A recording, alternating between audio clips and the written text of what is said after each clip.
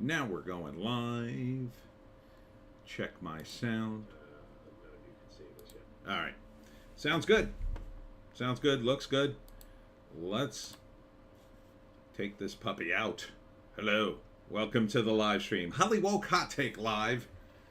Starring me, Tony D, and Little Joan just off camera. Little Joan has decided this is her new spot. And if she's not in this spot, she gets very upset now. So this is where she's is for the foreseeable future, I guess. Right, Joan? You okay? She's not participating very much tonight. Sorry. She got into a little bit of trouble. Ryan Citro is here. Hello, Ryan. Welcome. She got into a little bit of trouble over my brother and sister-in-law's a little accident in the dining room. All right, Joan? Yeah, that wasn't good. But big ups to my sister-in-law for making another fabulous meal. What did I do? Let's do a little pregame here. Got a couple of minutes. I went to LBI Book Swap, which I've been talking about for days. It went fantastically well. Sold a ton of books. And other than on the way out, I dropped all my books. My cart fell over, but no big deal. I damaged a few comics, I think, but that's about it. And saw a lot of people, a lot of nice people on vacation. Very, very welcoming crowd in LBI. And man, they just kept going. Like, even after the bookstore closed and I was getting out of there, they were still partying and doing stuff, hanging out there. I mean, it's like a bookstore / boardwalk with like ice cream and stuff. I could have stayed later, I guess, but I felt weird once the bookstore closed. Plus, like, then it gets a little too late. Then the youths come out of the woodwork at night. Plus, the lights were off, so that would have been tough. But man, the weather was beautiful. I sat outside in the sun. I got a little red, but I forgot my sunblock again. I forgot my seats. That was a big mistake. I forgot my. I usually bring seats to an event I have to do outside. Citro. My dad, Gary Citro, bought this book about American favorite ballads by Pete Seeger. Do you mean ballads? I think you mean ballads. Neat. I didn't know Pete Seeger had a book. That's kind of cool. What the hell band was he in? Pete Seeger. Can't think of it. Can't think of the band, but yeah, I know I've listened to his music. That's cool. There was bands playing at this boardwalky thing. It wasn't. They don't really have a boardwalk in LBI. They have multiple boardwalks. So like, this was like a shopping plaza with multi-level boardwalks, but it was just in this one area, and then big parking lot, and then another, like a restaurant, and then like an amusement park boardwalk, but just for the amusement park. It's weird. Weird to me because I'm used to Ocean City and Atlantic City and Wildwood, where it's one long boardwalk and everything's down that. But so you have to keep getting on and off the boardwalk, I guess. But the beach there, it's weird because it's one main drag on LBI, so you go down way. It's a Long Island, right? So you just keep going and going and going down this street, and that's it. That's just one main road. There's no really way to get around it. You just have to wait. So in the summer, it gets jammed up, but it wasn't actually too bad. Jersey Shore traffic is always a thing down here. Anywho, what are we doing? We're doing box office. Shocker of shockers. Barbie makes $1 billion. Who would have thunk it? Not me. And to be honest, I was rooting against this movie. I have to admit my bias. I didn't want this movie to do well, but apparently it did well, unless they're really lying about their numbers. Possible, but doubtful. They made $1 billion here. So they're probably heading to probably heading to Mario territory. I thought they might just miss it, but another good weekend. 3 good weekends in a row that probably really Tom Cruise wishes he had. So, 53 million. Third weekend. That's a lot for a third weekend. And in fact, at my signing, there were a bunch of girls, a clique of girls, I'll say. They were all in pink. And I said, oh, hey, Barbie girls. And they all giggled. And I was like, they either just got back from Barbie or they were going to see Barbie. So it has become, or it became, an event thing. And women are loving it. Women are loving to go see Barbie, wearing pink, and I guess going to drink margaritas or whatever they do. Whatever you girls do when you girl it up. No guys in that group. Number 2, Meg 2, The Meg 2, The Trench. Did 30 million. And, it did get overseas. 112 million overseas. Doing much better overseas. Overseas audiences have a much better taste. So, China, it's doing well. Or it did something. Well, it only says $80,000 in China. I assume it did more than that because it's $112 million here. So where the hell's all this money coming from? I guess we got to wait until tomorrow. I mean, I don't know. The Meg, to me, is not a movie you go see in the theaters. You like, that's a rental. That is a hard rental for me. Because I know it's going to be stupid. I mean, the first one, I remember when it came out. It came out in the summer, too. And I remember seeing ads for it on the Atlantic City Boardwalk and going, what is that? It had the big Jaws, and I'm like, is that another shark movie? Did they re-release Jaws? And I don't remember the numbers on the first one, but I mean, that's not bad. 30 million domestic.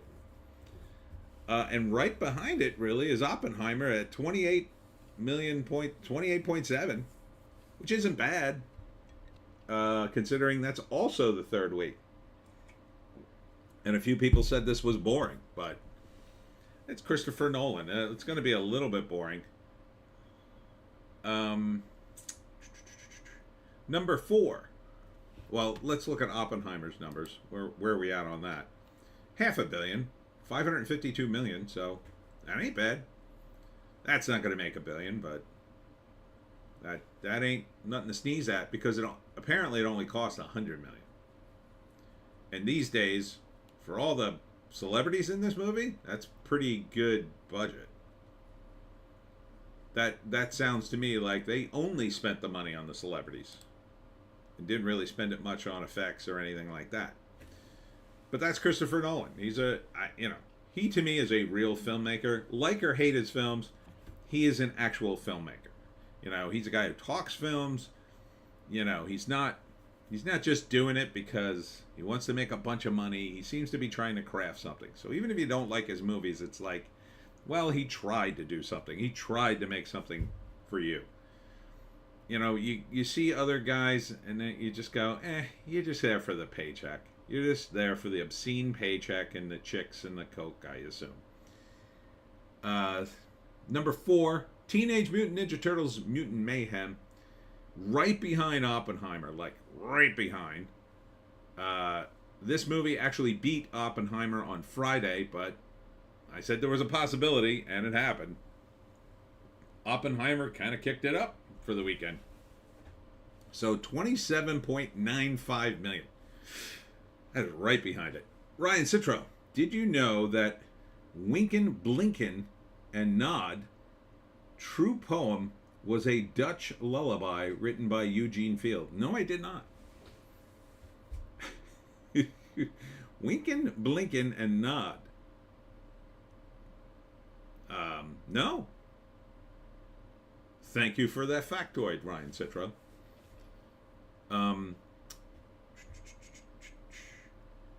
So, yeah. I'm not enamored by this movie. It did 8.5 million internationally. Ooh, that is not good. So this is mostly nostalgia bait at this point, I think. for American audiences. So 51 million worldwide, 43 million domestic. The controversy recently about this movie was, is Splinter gay? And Cosmic Book News had an article lambasting people on the right, ostensibly, for propagating the rumor that Splinter was gay. And the reason that rumor went around, it kind of wasn't a rumor. What had happened was the character had his own poster, and it said Scumbug as himself. So naturally, everybody assumed, oh, he's a guy. Splinter has a relationship with him for some bizarre reason. And so that's why they said he's gay. Then they said, oh, the marketing people only did that because the voice actor was a man, and then they pulled it. And it's just like, I don't know. Who cares? Why would Splinter have a relationship with a bug? It doesn't make any sense to me. Ryan Citro, I saw Teenage Mutant Ninja Turtles poster outside a theater in Corning, New York. Did you see the Scumbug as himself poster? Is the question. Because that's the controversy, that poster. I assume you probably didn't, because maybe they didn't even release that poster. It was just online. But I agree with some of the other commenters. Why have Splinter in a relationship at all? Much less with a giant bug called Scumbug. Ew. It's gross. It's gross. Oh, and that Scumbug is female? That makes it better? No, it doesn't make it better. So, I don't know why Cosmic Book News Guy decided to weigh in. Ryan, no, I haven't seen the bug poster. Yeah, I think it was only online. I think it only showed up on Twitter. But people seized upon it. I mean, look. The people who made that poster should have checked. They should have checked. And quite frankly, I would have assumed he was a guy. Because it's a bug. And unless I had seen the movie, and apparently specifically in the movie, they refer to Scumbug as her, I would have assumed it was a guy, because Scumbug doesn't sound like a girl's name. I would have assumed if it was a girl, they would have called her, I don't know, Scummyabug, or Scumbugia, or something that ended in A, or Charlene the Scumbug. But so what? I mean, I don't think it's a big controversy. I don't know why Cosmic Book News is lambasting pundits, but I mean, he has a point. You probably shouldn't speak unless you totally know 100%, but when you're speculating and talking about your opinion, I mean, that's part of the fun. It's like you're guessing. JEC, Scuttlebug. Welcome, JEC. Welcome. Yeah, I don't even remember Scumbug in the cartoon or the comic. Was that even a character? I don't even remember. I guess that must have been added later. Who cares? Who cares, I say strongly. Who cares? I am old enough that Teenage Mutant Ninja Turtles is not kid fodder for me. So I can look at it for what it is. It was a fine cartoon. I like the comic a little bit, but I wasn't like, oh my god, Turtles, I gotta see it. But JC, it's a new character. That's even dumber. That is even dumber. That's a completely new character just for this movie? Stupid. The Teenage Mutant Ninja Turtles have lots of characters. And if you're going to make a new character for Splinter to be in a relationship with, why would you pick a bug? A giant bug. Why? Ew. Now that just makes it worse. That just makes it worse for me, if that's true. Ugh. You would make it another rat. JEC, I got over the Turtles before I hit puberty. I mean, the comic's really good. I like the comic. It's fun. I remember when that came out, and I thought, ooh, cool. But, you know, and then the cartoon, I was like, all right, it's fun. The video game, it's all right. But people love it. But I don't know if they love this. I mean, 27.95 million isn't bad, but it ain't Barbie. So, I think, though, Teenage Mutant Ninja Turtles was more of a guy thing. Probably should have made it more guy-centric, and you wouldn't have to worry about it. Should have made, if you're going to redesign April O'Neil, put her in a string bikini. Ryan Citro. The new movie, Wicked, will play on November 27th, 2024. The new movie, Wicked, will play on November 27th, 2024. You mean Wicked as in based on the play?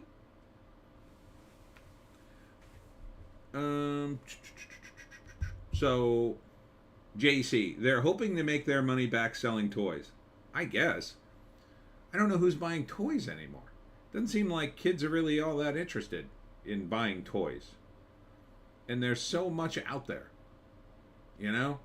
They sell these toys in gumball machines. And there's so many knockoffs of everything. You know? I mean, Barbie, I guess. But then you look at who the Barbie movie's aimed at, it's not really aimed at kids. So, are the 30-something wine moms who watch that movie going to run out and buy Barbie dolls? I don't think they are. Not unless it comes with a margarita. Ryan Citro. Yes, Wicked is based on the play. I'm not a big play guy. Never was. But, and you know, it's so hard to convert a play into a movie. That was part of the problem with Rocky Horror Picture Show. That's why it got heckled, I think. It was a play. It was a musical. And then they made it into a movie, and people made fun of it. JC, new box wine Barbie. There you go. It comes with a box of wine. That would be pretty cool. Or a box of wine with a Barbie doll right in it. And she's drunk, holding a glass. Her hair's all messed up. She's got one broken heel. And she's drunk texting Ken. Number 5. Haunted Mansion drops from 3 to 5. 8.9 million. Drops 63% in its second week. That's not a good sign. That is not a good sign. It's at 42 million domestic and 17 million international for 59 million. I don't think that's money. I mean, there's effects in this movie. A handful of big names. So, I mean, you might have made this for under 100 million, I guess. But I would think this is at least 50, 60, 70, 80 million. So, and with advertising probably clocking in at 150, this feels like it's going to lose money. Not a tremendous amount, but at least some. What absolutely did not lose money was The Sound of Freedom. Drops to 6. A $14 million movie that has so far made $163 million and hasn't even opened internationally. And they've got some international dates lined up now. They're kind of far out, but I mean, for a much smaller production company like Angel Studios, this is kind of a big deal. This is their big hit.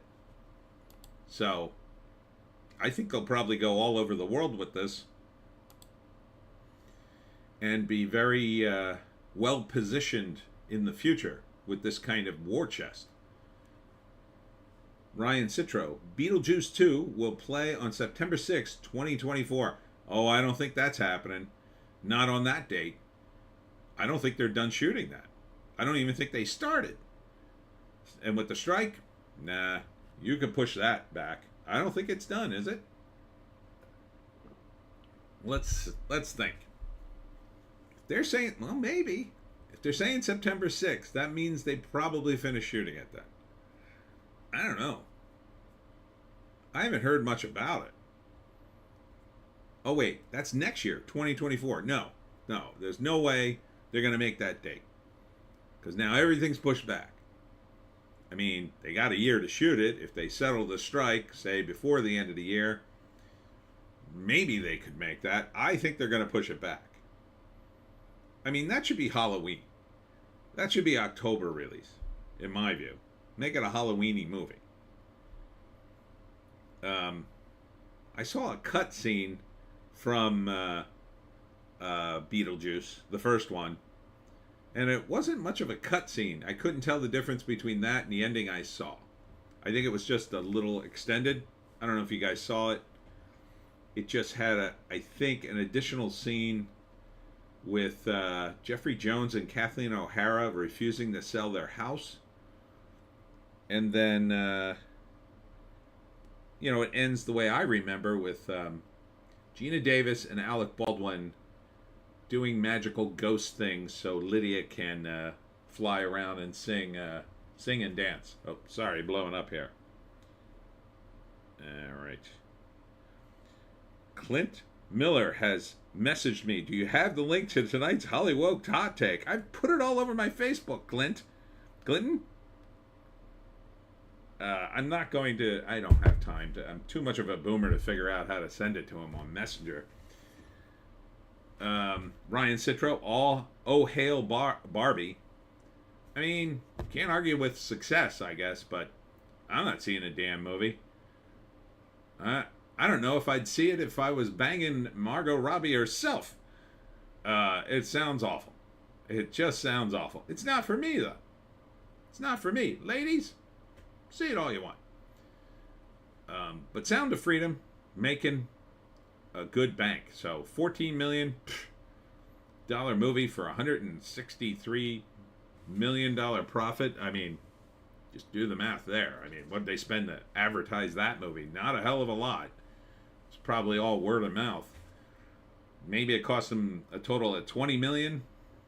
You're looking at $140 million profit. I mean, that's big money. Now, Barbie, how much of that is profit? That's a good question. Probably a good amount. I mean, the movie itself looks fairly expensive. They spent a ton of money on advertising. It's definitely profitable. Probably 300 or 400 million, up around there, total. So yeah. Mission Impossible: Dead Reckoning Part 1 drops to 7, and Tom Cruise must be sick. It's at 6.4 million this weekend. In its fourth week, 151 million domestic, 342 overseas. Hasn't quite cracked $500 million. Wow, that's rough. But, he had his $1 billion movie this year. I mean, this is part 1. I think that's part of the problem. Why are you going to do part 1? Why are you going to part 1 me? Don't part 1 me. No. I'd be reluctant to see this movie because of part 1. Now, when the part 2 comes out, maybe you show a double feature. That would be cool. See the whole damn thing. Take a break in the middle to go to the bathroom, but... and also, it's long, too, isn't it? It's like I think that's almost 3 hours. Ryan Citro, I watched Mission Impossible, The Reckoning, Part 2. You've already seen the second part? How did you do that?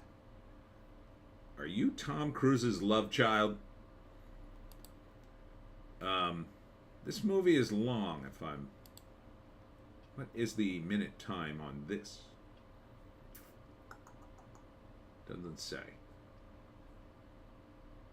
No, doesn't say. I think it wasn't quite 3 hours. It was like 2.5. Too long. Too long. For part 1? Part 1 should have been a tight 2 hours, minimum, less than 2 hours, I would say. Ideally, tight 90. A tight 90 on Mission Impossible Part 1, I bet it would be fantastic. Ryan Citro, by Part 1, I meant, by Part 2, I meant Part 1. Yes, okay. What did you think of the movie, Ryan Citro? I mean, I think it looks fine. Decent actioner, I suppose. I don't know. I'm not a big on cliffhanger movies. But, I guess this is going to be the last two. Number 8, Talk to Me. Drops from 6. Does 6.2 million. A lot of these movies are making money. I mean, all these movies are doing in the millions, like by a good amount. And this movie probably didn't cost a lot. It's a horror movie, 22 million domestic, 1.5 million worldwide. I'm surprised it's that low worldwide, unless it didn't get. It was in the UK, Australia, and New Zealand. And it hasn't really totally opened, and it apparently did not get Chinese distribution yet. It probably could work in China. I mean, horror movies can work anywhere. It looked okay, I guess. I mean, it looked like a horror movie. It looked like a low-budget horror. So, Talk to Me at 22 million could be money. Could have made that thing for 10. I don't recognize anybody in it. And it didn't look like it had a lot of effects in it. I think you could make that movie for 10 million. Number 9. Indiana Jones and the Dial of Destiny, dropping from 7. $1.5 million. In its 6th week. Is that up from last week? No, I guess it's not, because it says dropped 62%. It's out of theaters, though. It's out of 975 theaters this week. So we're down to 1,100 theaters. What was the final numbers on this? Looking to be about 368 million right now, so maybe it squeaks to 400, maybe. But that is definitely not money. Everything I heard is not money. No money. Negative money. Speaking of what I heard, I was watching the Doomcock video from today, and there appears to be more updates on the chaos unleashed in the Lucasfilm company division. Apparently, according to Doomcock and his other source, Cameron Pashaw, and his sources, they are grilling the employees, and they started on the bottom, and then they are slowly making their way up the top, getting everybody to turn on each other. So they're now at mid-level management, and they are taking no prisoners, according to them. And then the other thing they talked about was the Bob Iger has an investor's call on August 9th, and he can't settle the strike before August 9th is the theory, and here's why. And this sounds fairly legit, and I kind of said something similar. Like, I was saying, I think they want to get out of contracts, right? So they're waiting until enough time has passed so they could use what's called force majeure, and they can cancel contracts with that. And it basically means an act of God. So the strike is kind of an act of God, like, oh, it's nobody's fault, but the contract, start over, kind of thing. So the word on the street, or at least from these guys, is Bob Iger wants to cancel a lot of projects at Disney, but he can't cancel them before the August 9th investor call because it'll look bad, right? Because they lost a lot of money this quarter at Disney. They lost a lot of value in their stock, and the investors are going to be mad. So he has to wait until after the call, and then he's going to cancel everything. So he can't settle the strike before August 9th because he needs the strike to continue so he can cancel things. So after August 9th, he can cancel everything, and then he can end the strike, right? So essentially it's like everybody on strike, or a lot of them, have deals with Disney and other studios, right? If Disney cancels all those deals, many of them, and then say, oh, okay, we agree that next time when you have a job with us, we'll pay you more. And then they go, okay, strike settled. Oh, can I go back to work? No, your deal was killed. You'll have to wait until we negotiate a new deal.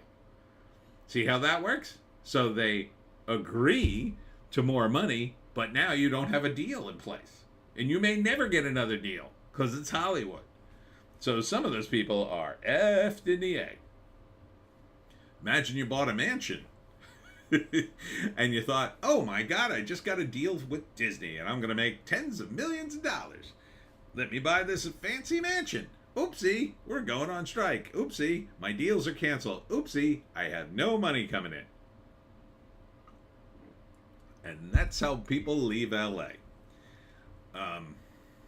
So that sounds terrible for those people, but quite frankly, I think these studios have spent too much money on too few people, right?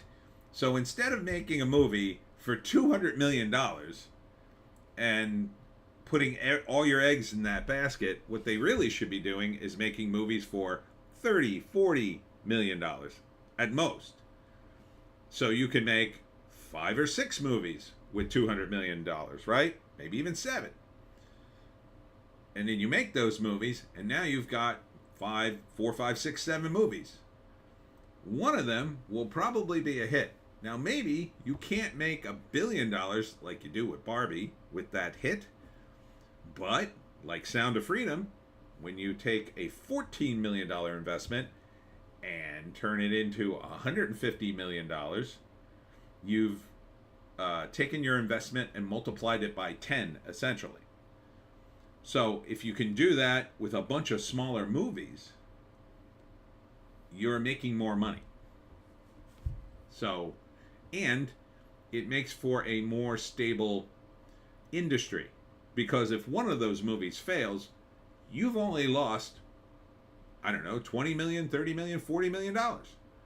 And you've got 5 other movies that are all going to make money. So you can absorb that, no problem. But when your $200 million flagpole movie tanks Indiana Jones, you've lost a lot of money. So Indiana Jones, definitely not making money, in my view. Haunted Mansion, probably won't make money. At best, might break even. Elemental, I don't think it's going to make money. That's next. It's at 423 million. I mean, maybe that's break even. Maybe. I don't know. It's animated. They're usually pretty expensive. So who the hell knows? But it doesn't sound like it's money. I think at best, maybe that's break even. What else? The Quantum Mania movie. That lost money. I think there was one other Disney lost money on. I can't think of. Oh, that stupid cartoon, Strange Worlds. They lost money on that. I think they lost money on Lightyear. So not a good time at Disney. But those movies were very expensive. If they were cheap and you lost the money, well, you got 5 other movies that you put out. Make up the difference, no problem. You're spreading your risk. Yes, you're making less profit per movie, but you're making so many more movies, you're guaranteeing more profit. Because if you're making, let's say you're making 4 movies that are very expensive, at least 2 of those movies have to make profit. Like really good profit. If you make, for the same amount of money, if you make I don't know, let's say 4 times 7, 28 movies, 25 movies, let's say. You make 25 movies, and 2 of them tank. Who cares? The other movies, you got more than enough movies to make it up. It spreads the risk out. That's what they should be doing. And there's no reason these movies have to be so expensive to begin with.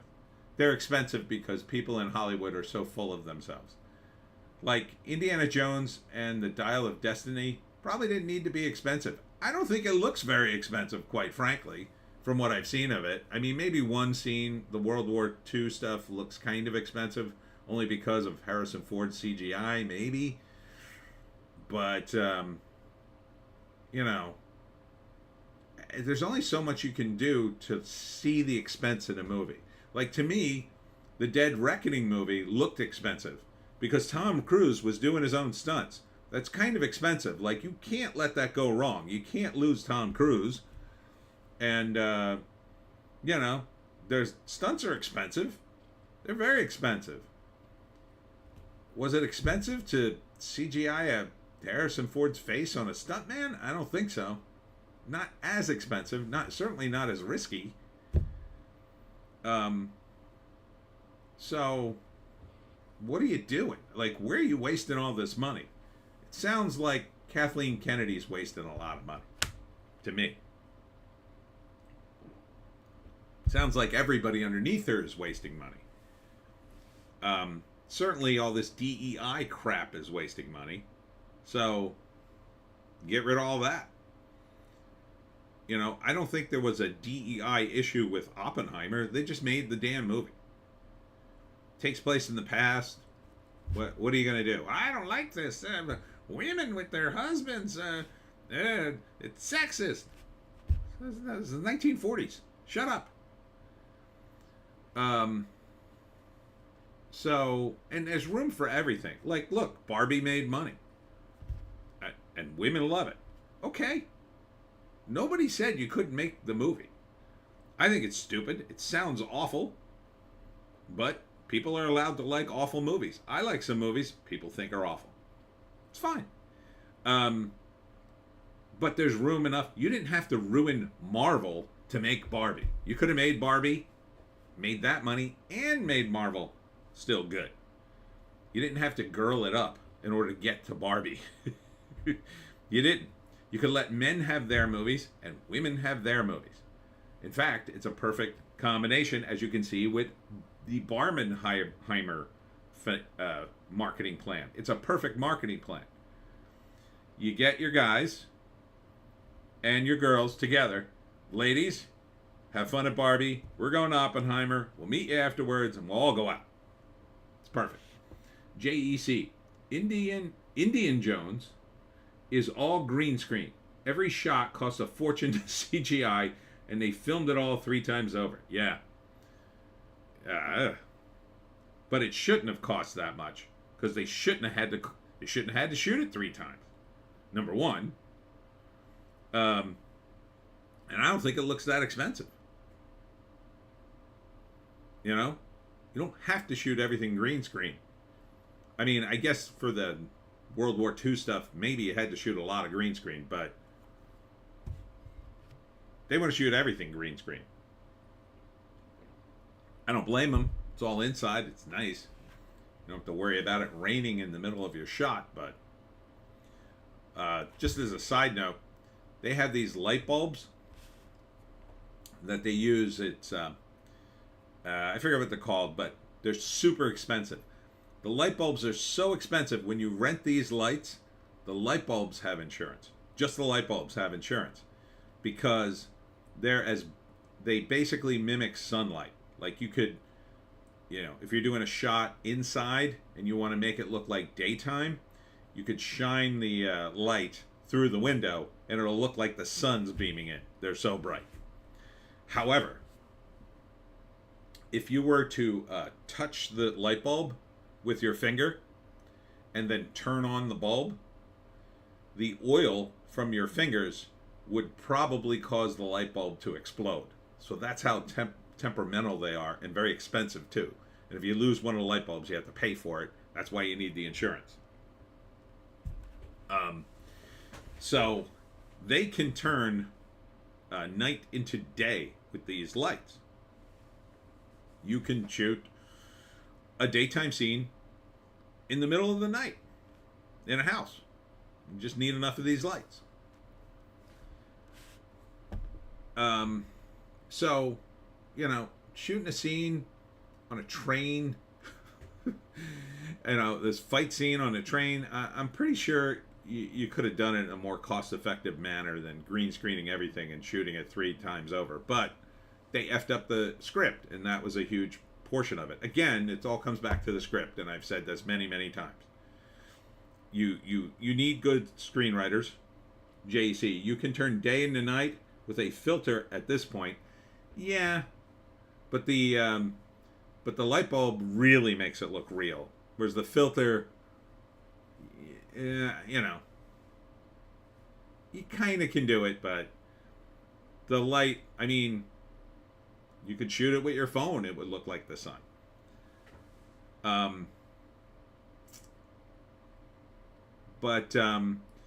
Yeah, I don't, if they had a good screenplay, a solid screenplay, they wouldn't have had to shoot anything 3 times. Again, it all comes back to, you know, emasculating Indiana Jones. It should have been a fun movie, a fun send-off for a crazy character that everybody liked, wanted to see good things to have happen to him. Instead, it was a, I don't know, what do you even call it? A funeral dirge of a movie. Where you try to pass the torch to a character nobody liked. Doesn't make any sense whatsoever. You know, Kathleen Kennedy, I think, will be remembered for being the producer who did everything wrong, everything possibly wrong with movies that she was in charge of. She managed Star Wars, Indiana Jones, and did they own Blade Runner? I don't think they did, but that's more on Harrison Ford, I guess, and Ridley Scott. She'll be known as the woman who mismanaged Star Wars and Indiana Jones, and I guess to some extent the Marvel movies, but that's more Kevin Feige, I guess. She doesn't have her talons in that, I guess, other than to be at the big conference meeting and say, hey, why don't you put some more women in it? All right, moving on from Disney. Insidious, number 11 now, The Red Door, 1.1 million. Elemental did 1.2 million. 1.1 million, 182 worldwide. That's probably money. JC, Blade Runner is Warner Brothers. Yeah, those guys. Yeah, I forgot. What the hell else are they screwing up? It looks like Blue Beetle sucks. That movie does not look good to me. Well, at least they got Barbie. But they're not much better. I mean, for all the posturing Zaslav seemed to do, like, oh, we're going to turn this boat around. Now you got Barbie, a hit on your hands, full of feminism. Gee, I wonder what he's going to do next. Probably can't green light the sequel to that movie fast enough. Holy crap, we made $1 billion on that? Get Gerwig on the phone. Gotta do Barbie 2. Barbie 2. Ken's emasculation.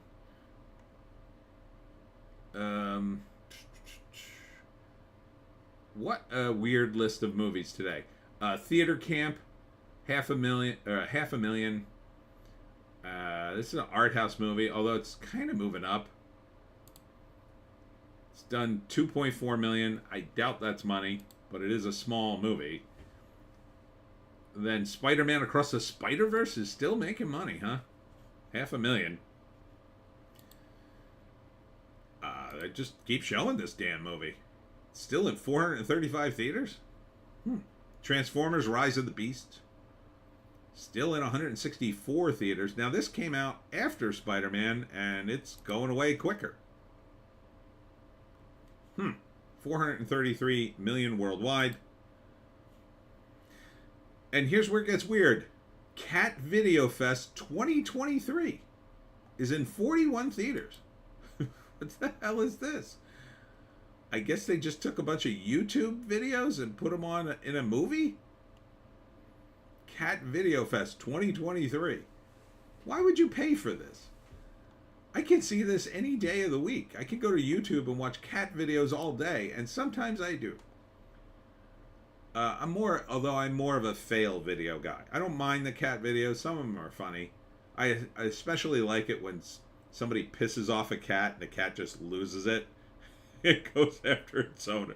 There's this one where this guy is feeding cats, and the cat, I don't know what he did. Maybe he kicked it by mistake or something. Well, the cat is just not having it. And the cat goes after him, and this guy just doesn't know what to do, and he's screaming, "Ah, get off me, get off me." Yeah,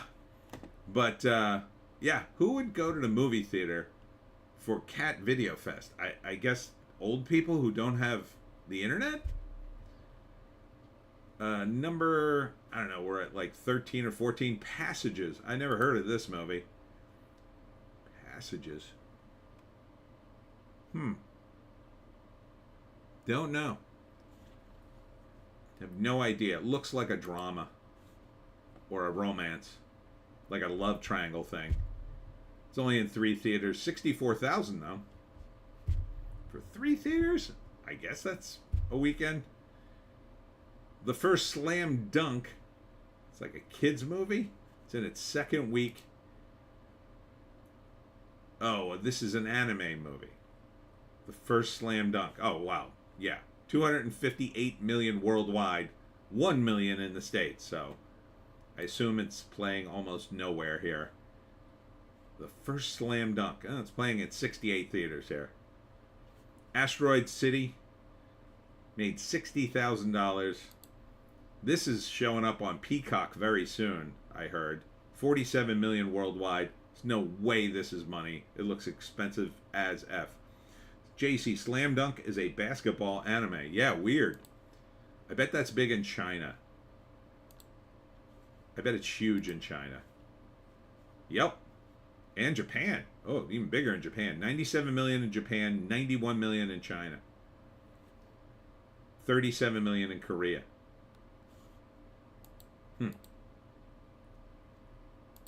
First Slam Dunk.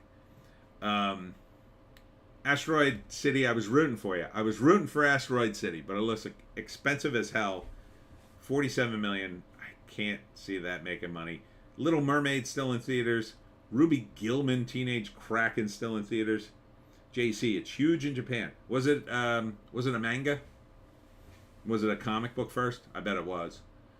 Guardians still in theaters, 25,000. Mario Brothers still in theaters, 25,000. Shiva Baby. What the hell is this? That's definitely a foreign movie, right? Man, that did not make a lot of money. $360,000 and 636. JC, yes, manga. Lakota Nation versus United States. The Unknown Country. And What Comes Around. IFC Films. Opened in 14 theaters. I did see the trailer for this. I think it's a drama. I remember the name. I don't remember what's in it. $4,000. Well, in 14 theaters, that doesn't seem very good. $4,000 in 14 theaters. That seems like a handful of people in each theater, doesn't it? Oh, God. Yeah, that's low. 14 would be like 2, 3, maybe like 300 per theater? Am I doing that math right? Yeah, about $300 per theater. That's about $10 a ticket. That's about 30 people a theater. Wow, that is a terrible weekend. So, yeah. Don't think this was a good time to release a tiny little movie like this, maybe.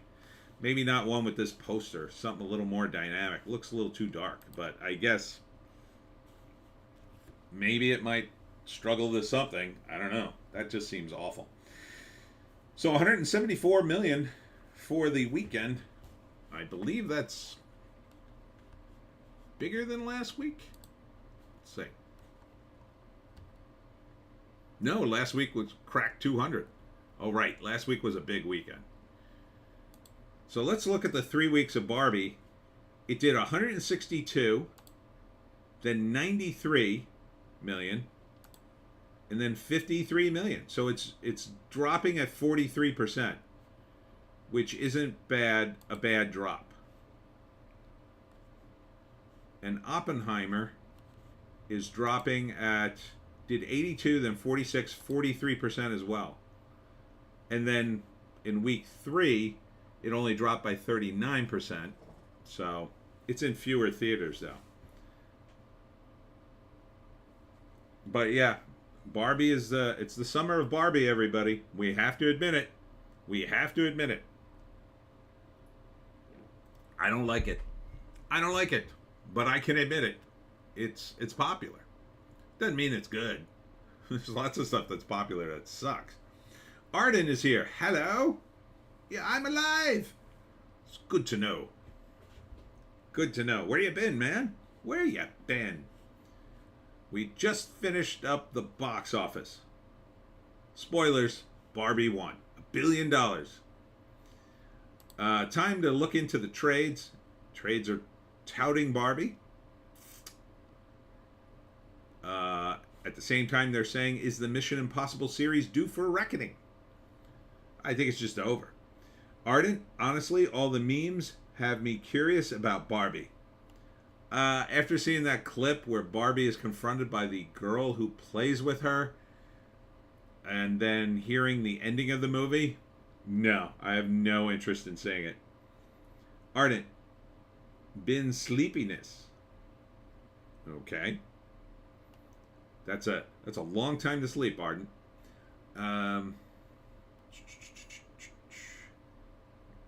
Leslie Linka Glatter reelected as president of the DGA. Well, the DGA got their contract first, so I guess good job. JEC, I got sick of the memes months ago. For Barbie, just seeing the clips made me sick enough. I mean, look, when I saw that trailer, I was like, ain't no way I'm seeing this movie. I mean, it could have been a fun comedy for everybody. And you could have still made it, could have slipped in your feminist agenda or whatever, and it would have been fine. You know, something that would have been light and funny and not mean. But it doesn't seem that way. Ardent, healing coma. Oh. The Fugitive turns 30. Are we really counting the anniversaries for The Fugitive? A movie that was based on a TV show?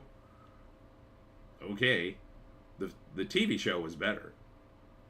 TV show was amazing. The TV show was so insanely popular. They ended the series at first, and they hadn't given the fans the closure, right? Because the premise of The Fugitive was the doctor character, his wife had been killed, and he was blamed for the murder, but he didn't do it. The one-armed man killed his wife. And he was looking for the one-armed man throughout the entire series. Richard Kimball, I think is his name. Harrison Ford played him in the movie. And then the series was insanely popular, and he would go from town to town doing various jobs, but also helping people. It was a little bit like the Hulk in a weird way. And the Hulk was kind of the pitch for the Hulk was like, oh, we'll make it like The Fugitive. Anyhow, they at the final episode, he doesn't catch the killer, and people, I don't know, I guess they wrote letters because it was a long time ago, and they went ahead and they produced a special where the payoff happens, and you get to see him capture the one-armed man, or prove his innocence finally. So imagine that. Imagine you watch a show like that for 5 years or whatever, back in the land of TV, the era of TV, and then they give you everything in a final episode. To me, that's satisfying. That is a satisfying ending of a show, when you get The payoffs. That's what they don't do now. That's an endless tease that never pays off. Ever. Newhart. Newhart had an ending like that. My favorite ending for a show ever. For a sitcom ever.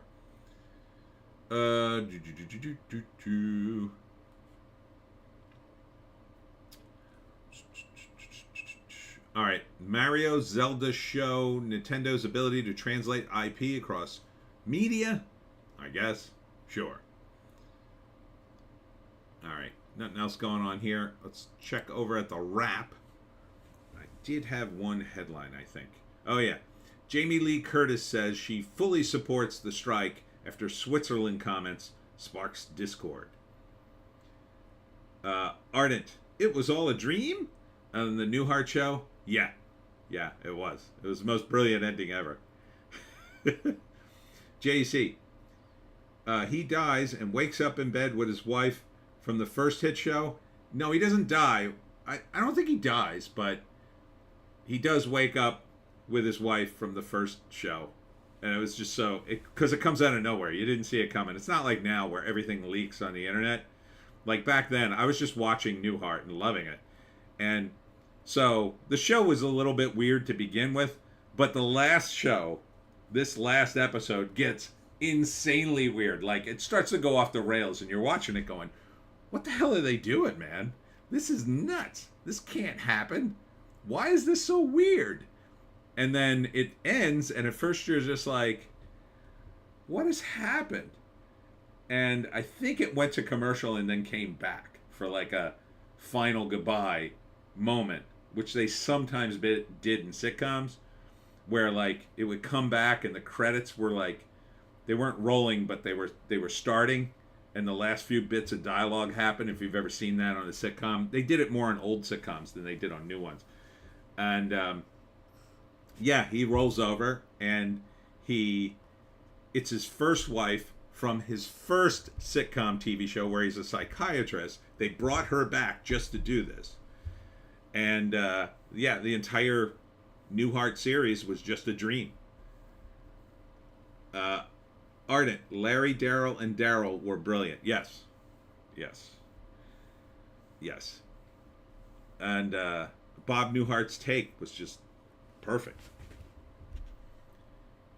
And you had to understand, like, I watched that show for like 4 or 5 years, however long it was on, and it ends that way, and I never see it coming, and it's just, oh man. But Jamie Lee Curtis sticks her foot in it by saying something about being neutral. Like Switzerland, I don't know. Look, if you're in a union, this is the way it kind of works. Hi, Joan. You're in a collective, and the union votes, right? So you vote to go on strike. JEC. They did it. It was just a dream ending shows a few times. Dallas, Bayside Blues. Yeah. Dallas, though, they were serious about it. It was funny when they did it in Newhart. When they did it in Dallas, everybody went, what? I wasn't really a fan of Dallas. I remember turning it on by just flipping around and catching that moment and going, huh? That seems stupid. But yeah, so when you're in a union, your vote is in the vote with the union, right? So you get together and you decide to either go on strike or not go on strike. You have to abide by the vote. You have to. So going out and saying, well, I didn't really like that we went on strike, that's why they're getting blasted. Her, what's the name? Zachary Levi and Steve, is it Amel or Amnel or Arnell? I don't know. I've seen it spelled 2 different ways. Anyhow, Green Arrow. They made some noise about, I mean, they didn't really say anything. Oh, here it is. Zachary Levi clarifies comments on strike. So dumb, I support my union. They have to support the union. They're in it. They voted to go on strike, whether you lose the vote. If you lose the vote, you have to go with the collective.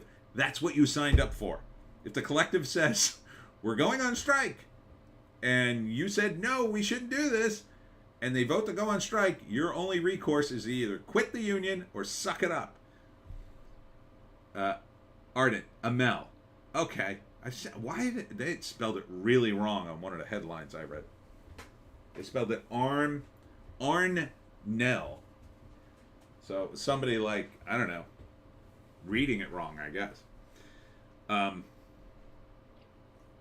So you can't make comments like this if you're in the union, especially somebody high profile is just dumb. Jamie Lee Curtis is just dumb for saying anything. Ardent, sorry, like new Mel. Yeah, like they spelled it AR space NELL, and you could see how if you ran that together, it would look like Amel. So, I guess they reverse engineered it the wrong way. But like, I don't know why. In my opinion, she's dumb for saying anything because she's high profile, and all her anybody who says something like this, instantly it's going to go up. Like, see, the studios control the media, so they're going to be like, see, not all your members agree. Probably shouldn't have gone on strike. Probably should settle. So, you can't say stuff like this. You got to be with the union if you're in it. Now, if you're not in it, you can say whatever the hell you want. Who cares? You're not in the union. But if you're in it, you absolutely have to support it. You're in it. You're benefiting from it. It's collective bargaining. It's collectivism. So, I think they're dumb for saying anything. Now, if you want to quit the union, quit the union. Don't be a member of it. If you can, I don't know if you could have a career in Hollywood then, but you can always quit.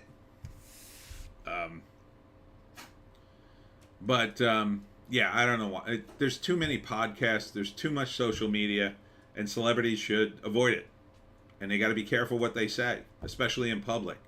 Zachary Levi was a little different. He was at a fan thing, and then he was trying to like navigate the things he could and could not say about various things. He was, he could and could not talk about. He had projects coming up, but he couldn't talk about some of them, and he was frustrated, I guess. It is a little weird, some of the rules, but that's what you signed up for. I don't know what to tell you. I'd be in trouble too. I mean, I would want to talk about all my projects. I wouldn't know how to operate in a union if I joined. I would probably get myself in trouble, mostly because I've never been in the union and I've always operated on my own. So I'd probably be just a bad team player in general because I'm used to just doing everything. And some people are like that. These guys, I mean, they're in the system. They've been in it for years, so. But it is maybe the first strike for Zachary Levi. For Jamie Lee Curtis, what is this, her fourth strike? She's been at least, 40 years she's been in movies at least. So 15 years ago, and then another one before that. Yeah, at least 2 or 3. So, here's the WGA and the Producers Guild failed to agree upon strike talks. This was August 4th, so that was Friday. Yeah, there's no way Disney would have settled because of what I said before, if that's true. If Iger wants to get rid of all these deals, he can't do it before the 9th, so I don't know why they even bothered, if that's the case. Possibly to just make it look like, oh, we're getting closer. We're coming together. We need a few more times. But I don't know. If Iger and some of these other guys just start killing contracts left and right, I don't think the strikers are going to be too happy. But I mean, again, they could get what they want in terms of raised pay and then have no deals to get that raised pay. So everybody on the Alkalite, yeah, if you do the Alkalite, you will get much more pay and much more royalties and get AI royalties. Oh, but we canceled the Alkalite, so see ya. And if your big break was the Alkalite, you're gonna have to get another big break. And sometimes they never come again. It's really tough. It's hard for people to believe it, I think. Ardent, Disney called for AI coders. Think it's a tactic? No, I think they're totally serious. I don't think the AI technology is at the point where they can replace everybody yet, but they want to make sure. If it is, oh, they want to. I'm sure they'd be very happy doing that. But I think what they don't understand is they'll probably end up cutting off their nose to spite their face, right? So imagine a world in which studios now, oh yeah, we can create movies in AI. We don't need sets. We don't need actors. We do it all in AI, or we need very few actors. We just pay it. We give them a day rate and send them on their way. We scan them in, just like Looker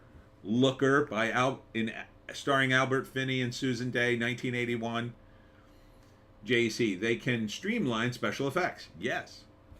Yes, you can blow off an actor's leg in AI. Who cares? It's not a real actor. You can save on stunts. You save on everything. You don't have to build the damn thing. You just need an immense amount of computer power.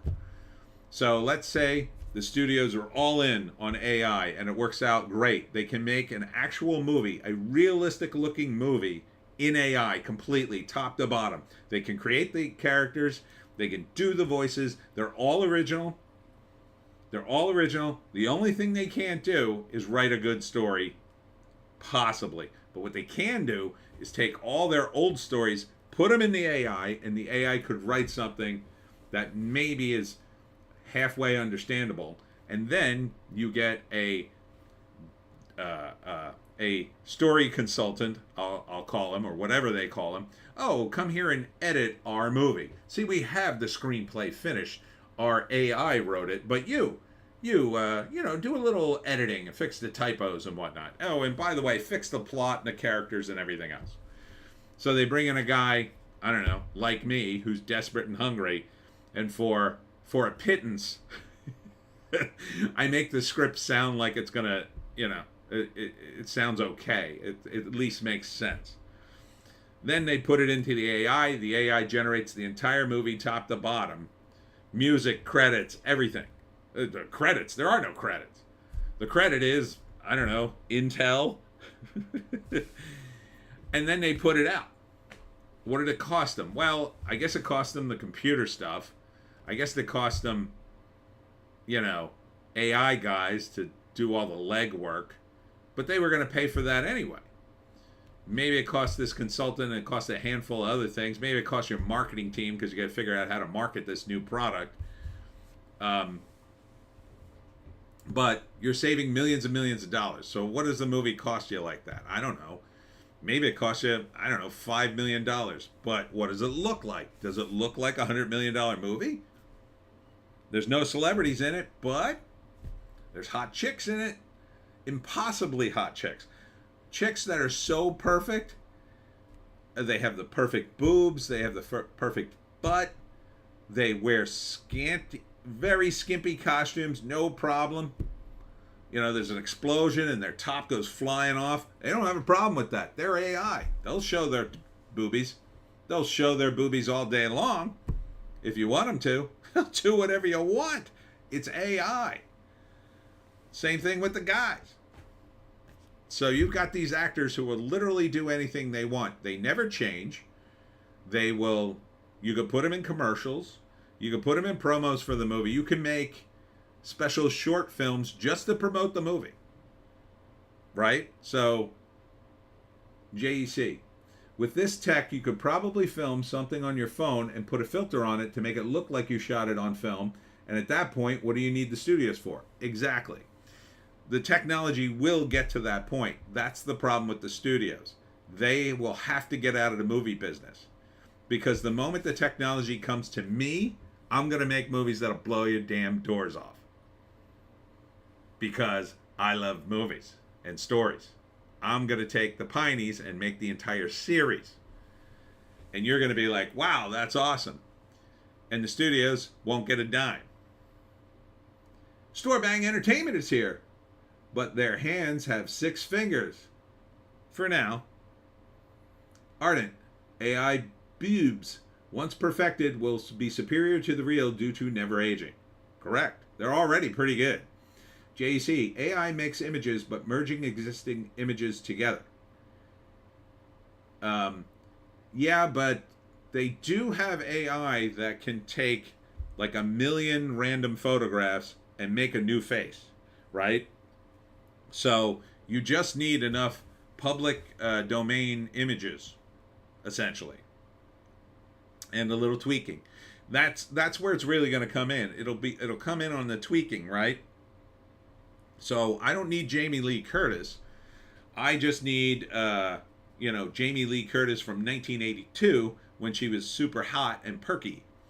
And since nobody's really caring about celebrities these days, I can make a girl who sort of resembles, who reminds you of Jamie Lee Curtis, but doesn't look enough like her, right?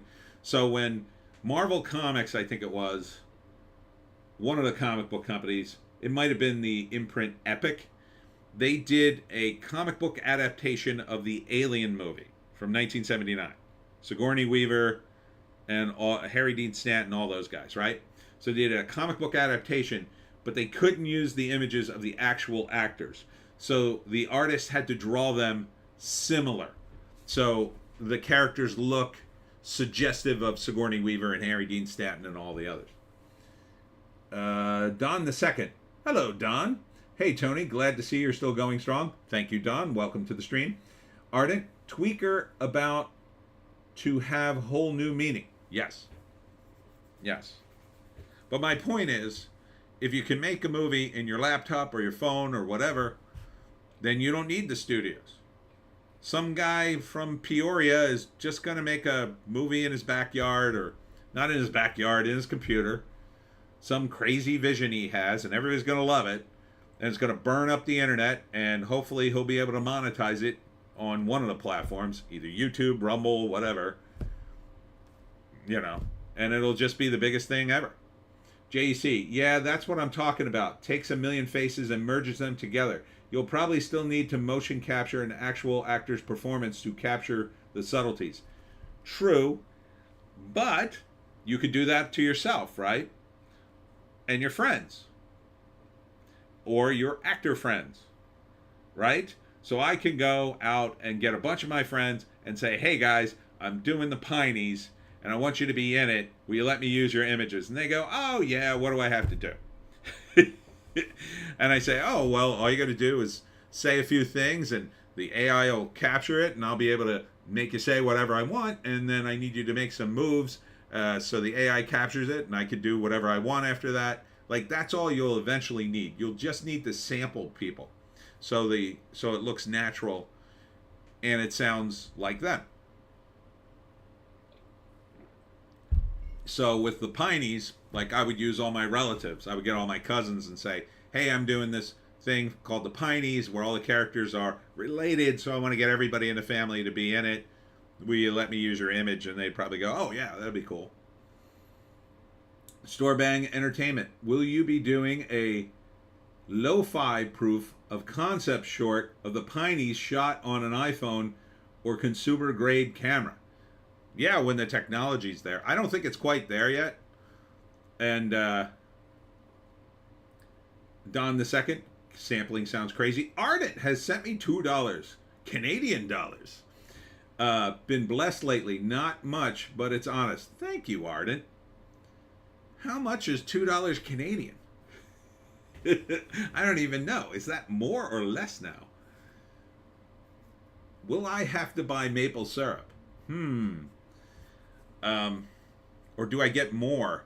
Maybe that's it. Maybe if I buy maple syrup with that $2, I get more maple syrup, or high quality maple syrup. Thank you, Ardent. I'm glad you're blessed. Why are you so blessed recently? You were sick. I guess because you got better. Yeah, I think the sampling, though, the sampling already works with the voice. Don the Second, that's like a cheeseburger. Awesome. Yes.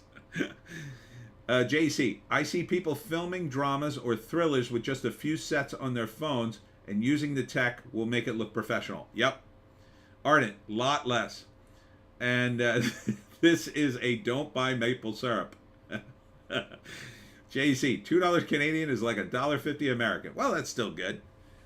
Back in the day, I could have bought a comic book. Back when they were reasonably priced. Every little bit helps. Every little bit helps. But yeah, I mean, the sampling now, as my understanding is, you can do the voices that way. I'm not sure how it works with the video. Probably not quite the same way yet. Probably need, again, a ton of computer power. Right now, I think you need a ton of computer power, and that's the big issue. Ardent, got some great support from my subs. Wanted to share a bit. Oh, that's so nice. Check out Ardent's channel. He has a good channel. Everybody subscribe if you haven't. Ardent, post a link if you can. I don't know if you can post a link in here.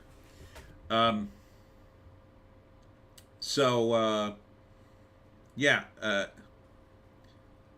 it's not that far off though, and but I think the problem is for an entire movie, it's going to require a ridiculous amount of space and processing power in your computer. I don't think we're quite there yet, but we're close. I think somewhat. I mean, I think the technology is there if you have the money to like really blow out your system to epic proportions and then dedicate yourself to doing that. I think yes, 100%. Ardent, got some great support. Oh, Ardent, no links, but JC, you need to give him a wrench for him to be able to post a link. I don't know how to do that. How do I do that? Don the Second, AI is already taking over music production. Yes. Yes. Storebang Entertainment, I used AI to create the set and shot with a green screen for my last episode. Rendering almost blew up my old computer, though. Really? See, we're close. That's very close. I think with my computer, I might just be able to do it. I might just be able to do it. I would have to know what the hell I was doing, though. And that's the part where I really fall down the stairs. Clint Miller found his way here. Hello, everyone. Sorry I'm late. Hi, Clint. I saw your message on Messenger, but there was no way I was going to be able to figure out how to do it live and send you the link. But I figured I did shoot it out on Facebook. So, Ardent, hello, Clint. Clint says hi. So, yeah, I think it has to get more to a consumer level for me to be able to operate it. So, like, my level of expertise now is I can edit fairly decently in video editing. I finally figured out how to do green screen on my phone for the shorts. So I've been doing that every once in a while. You know, I figured out a few things. I mean, I used to do editing back when it was on tape. And so the actual physical edit, I know where it goes. It's just mastering the actual computer to make it happen is the issue for me. And the software I have is okay. It's not the best. Like, I could probably get better software if I paid for it. But that's the only thing holding me back is time and money to blow out my computer and then spend like 2 years building the Pineys.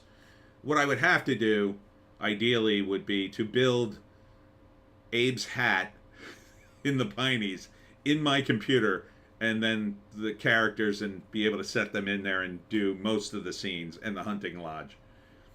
And then the rest would be like in the woods and other places. Chat ate my faux link. I'll cheat it in the next message. Rumble.com//ardent party. Don the Second, what software do you use? I have two of them. I have Video Editor for I guess Windows, which is very basic. But then I got Movie Maker Pro, which is a little more than basic, but I've only used it so much. And it's a time thing too, because you have to, it's been a lot of time rendering. I mean, there's a lot of details.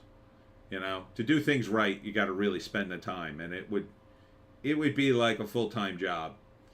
Storebang Entertainment, I used Clipchamp freeware for editing my first 3 seasons. It's cloud-based and free. Highly recommended. Oh, I'll have to check that out. Clipchamp. Yeah, Movie Pro's pretty good. Was it free? I think I paid $1 for it or some ridiculously low amount. There was like a free version, and then I bought like the full version for, was it 1 or 10? I forget. But I've never heard of Clipchamp. I'll have to check it out. But again, I don't, and I'm not great with computers. I'm okay when I'm concentrating. Like for a while, I was really good on my website. I knew how to do it, and now I'm not great at it anymore. I don't know what happened. It got more complicated. I mean, I can do basic HTML, but now it's like, for some things, I can't figure it out anymore.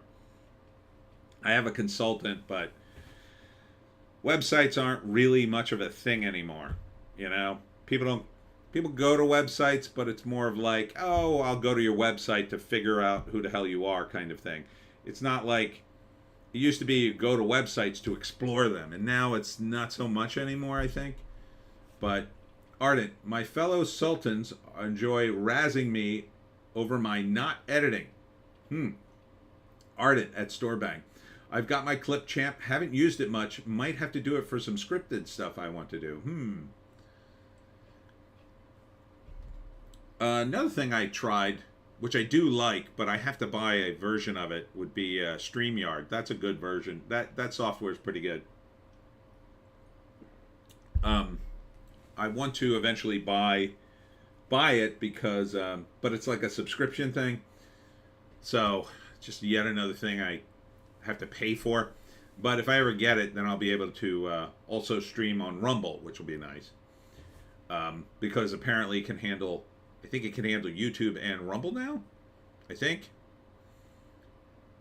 But anyhow, getting back to the strike, yes, AI is a big factor in the AI, or in the strike. The actors do not want to be replaced by AI, but I think it's inevitable. Because the A-lister, B-listers, C-listers, they're getting paid, right? These guys work regularly for a reason. But there are guys further down on the food chain who are younger and probably better looking in a lot of respects. They're willing to take just about anything just to have it. So you offer an actor who's 22, has no roles under his name, but he's halfway decent, he can read the script, he can deliver a line, and he looks great, and you say, okay, we're going to give you your big break. We're going to give you $5,000 to do this role. But then you sign the paper, this is all the money you're going to get, and then we get to use your image and likeness forever. And we may put you in the background of movies, and we may bring back your character for another scene. And if we do that, maybe we pay you something. That's what they're fighting for. But ultimately, they just want to own it all. So like with syndication, after 10 showings of a show, the company owns it. They don't have to pay anybody, right? So if you can rerun something from, I don't know, 30 years ago and make money on commercials, you're not paying anybody anything. It's just a company. In fact, I think what a lot of those companies, what studios have done in the past is they don't even collect the money themselves. They license it out to another company who then gets it on affiliates, and they collect the money, and they're paying the studio, and they're paying them a percentage of the profit, and they're collecting money from the ad revenue on the reruns on these affiliates. So it's this complicated thing, but it's always, the studios are always going to make money. But if they reach the point where they have enough actors in their computers, let's say, They're already going to buy Michael Douglas's image when he dies. Why not have Jamie Lee Curtis sell her image? She might as well sell her image, make a bunch of money. Say, okay, give me, I don't know, $40 million, and when I die, you can use my image however you like. I'll be dead. Who cares? You're going to have stars like this forever. But who will know them or who will care? Oh, I missed a bunch. Hold on. Ardent. Yeah, and they have Entropy and Bitchute and Odysee simul-streaming coming on StreamYards, I believe. Yes. I don't know Entropy. I'll have to check that out. Storebang. Most of the stuff on my channel was edited on Clipchamp. The latter stuff on Adobe PP. Don the Second. It seems like movies are going the way of music with how much more cost effective they're going to be. So it's lowering the pay for the actors and musicians.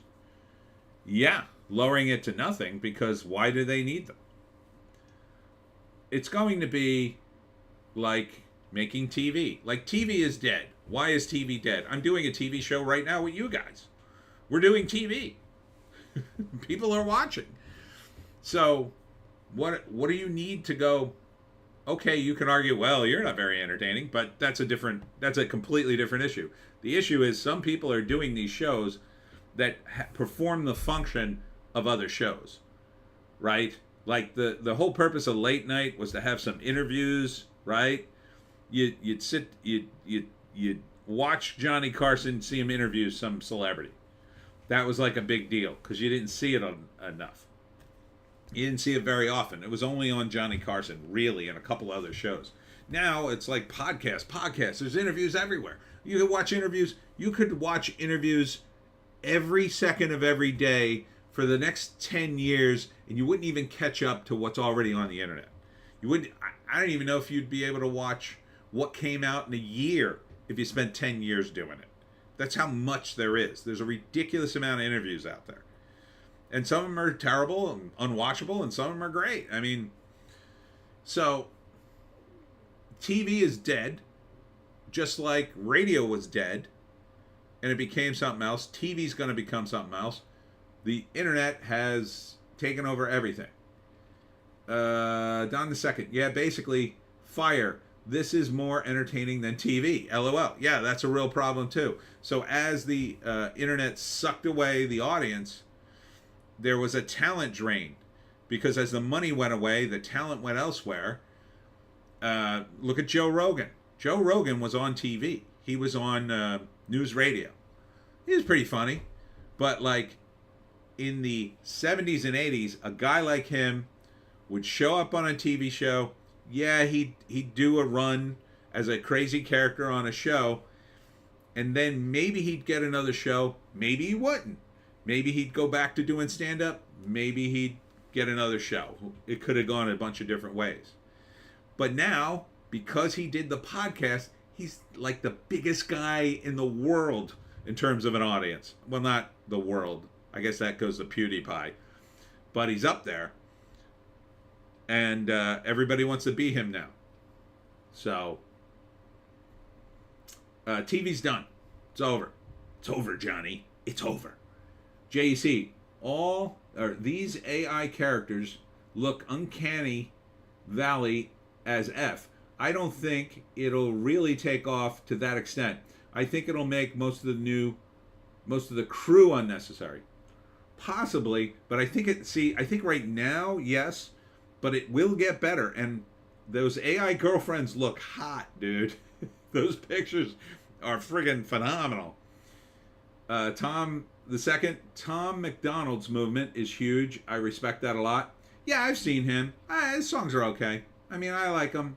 He hasn't really captured me with a song yet, but I kind of rooting for him. I like him as an artist, just as, I like his whole shtick. Because it's what, I know, I'm going to get blasted for this, but what Trump is to politics, this kind of stuff is to entertainment. It's entertainment populism, right? Comicsgate, all the crowdfunding stuff to comics. That's populism. It's you're making stuff, and you're getting paid because it's popular, because people like it and they want it. That's it. And television didn't respond to that. They just kept doing the same crap.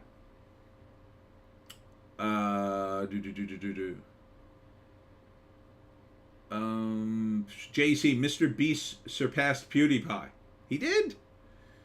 The AIGF looked plastic and fake as F.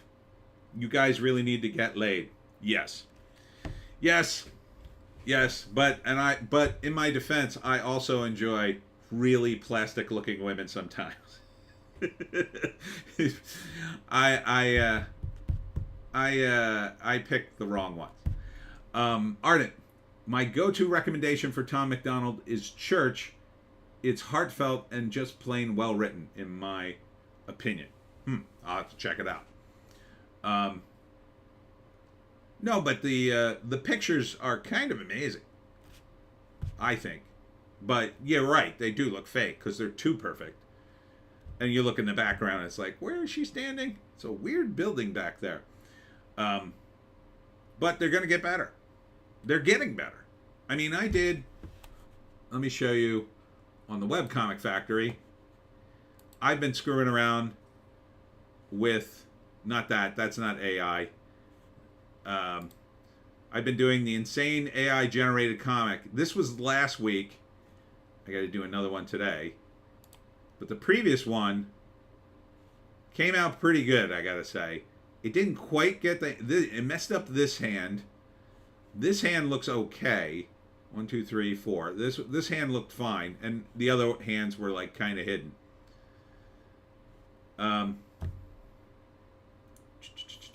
JC, I'm over plastic fake looking Instagram chicks. Don the Second, they're gonna get way better. It's scary. JC, it's all pulling from existing images. It's like a collage. Yep.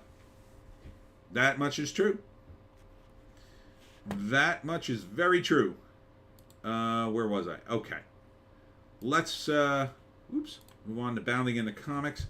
Don the Second, I used AI art for an album cover I did for one of my songs. It's like trippy psychedelic painting. They're definitely good for that. Some of the AI stuff gets crazy trippy and weird because it's like the AI trying to figure out what the hell you're trying to say. What was over here? Two-Face might be in The Batman Part 2, if anybody cares. Oh, Sarah Silverman backpedaled on her anger towards the SAG waivers. She came out with, in my opinion, a stupid statement where she's like, I think the waivers are like scabs. It's like they're waivers. That's the whole point. Ardent, my buddy Based Ape has a channel called 48 Chronicles, which is basically a RPG governed by AI. Ooh, neat.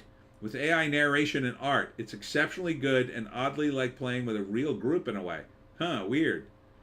That'll be interesting too when you have like an AI game, right? So, let's say you want to play Dungeons and Dragons. The AI is the dungeon master, right?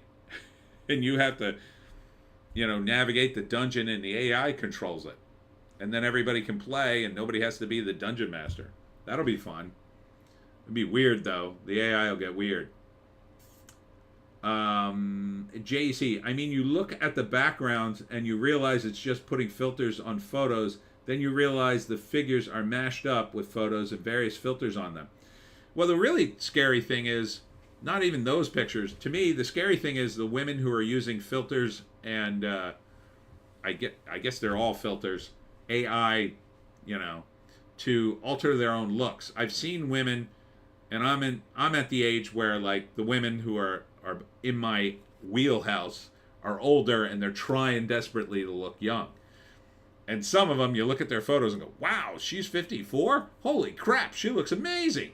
And then you flip through a few photos and you get to one and you're like, wait a minute. Now, sometimes they put up old photos because it's like, oh, this photo's from I think this photo's from 2 years ago, and it's really from like 15 years ago. She looks a lot younger. And that's true. But some of these women are using filters because they want to look young and they want to get rid of the wrinkles and they want to date. And I say grow old gracefully, ladies. But nobody wants to show up and say, "Who the hell are you?" Don the Second. I even asked Chat GPT for chord progressions. LOL. Ardent. That's basically how 48 Chronicles works. Oh, neat. Ardent. It was weird at first. JEC. I mean, you got to talk to them on cam at this point. Yeah, but even that, because they had a filter. I don't know if you ever saw this video. It's an amazing video. It was this, I don't know what you'd call her. You know those videos of the girls who were eating the, they were pretending to eat the ice cream icons. They were going, yum, that kind of crap. There was a girl doing that in Japan a few years ago. It was similar. She was just talking and giggling like a Japanese girl would do. You know the kind of girls I'm talking about. I don't know what you call them. You wouldn't call them like waifus, but that's what they're acting like, I guess. Waifus or whatever. And they're acting all like girly and weird. And she had like ears on. But you looked at her face and you realized, oh, she's got to be like mid-40s at least. Right? So she's doing this and she's acting like saying little girly things. And she gets an alert on her phone that tells her, hey, you don't have your filter on. And then she hits a button on her phone and instantly her face went young. Like super young, live, as she was talking. And you couldn't really tell. Like she went from looking like 40 and kind of ragged to 22 and looking amazing in the face anyway. It was just for the face, I guess. Look up that video if you get a chance. It's a little bit like, oh my god, the technology is way too good. So watch out on the cams, because if they got the filter on too, you got to meet people in person is what it boils down to. Which is better anyway, because I get bots all the time. God knows if they're even women talking to me, trying to get me to, I don't know, talk to them. I assume they're going to ask me for money at some point, and I want, someone local that I could actually meet in person, and it's very difficult to find. For the guys, you're getting constantly bombarded with offers from crazy bots and scammers all the time. I'm sure the women do too, but it's a different thing for women, because women can kind of pick and choose, and the guys, we're like hunting, trying to get the girls to respond to us. So it's sometimes hard to pick the real women. And you definitely don't want to swipe just on the hot pictures, because that you got to read their bios to make sure they're real. That's how you can usually tell. Storebang. Everything is IVVIIV. JC. NPC thoughts. Yes. Ardent E-thoughts. I guess that's what she was.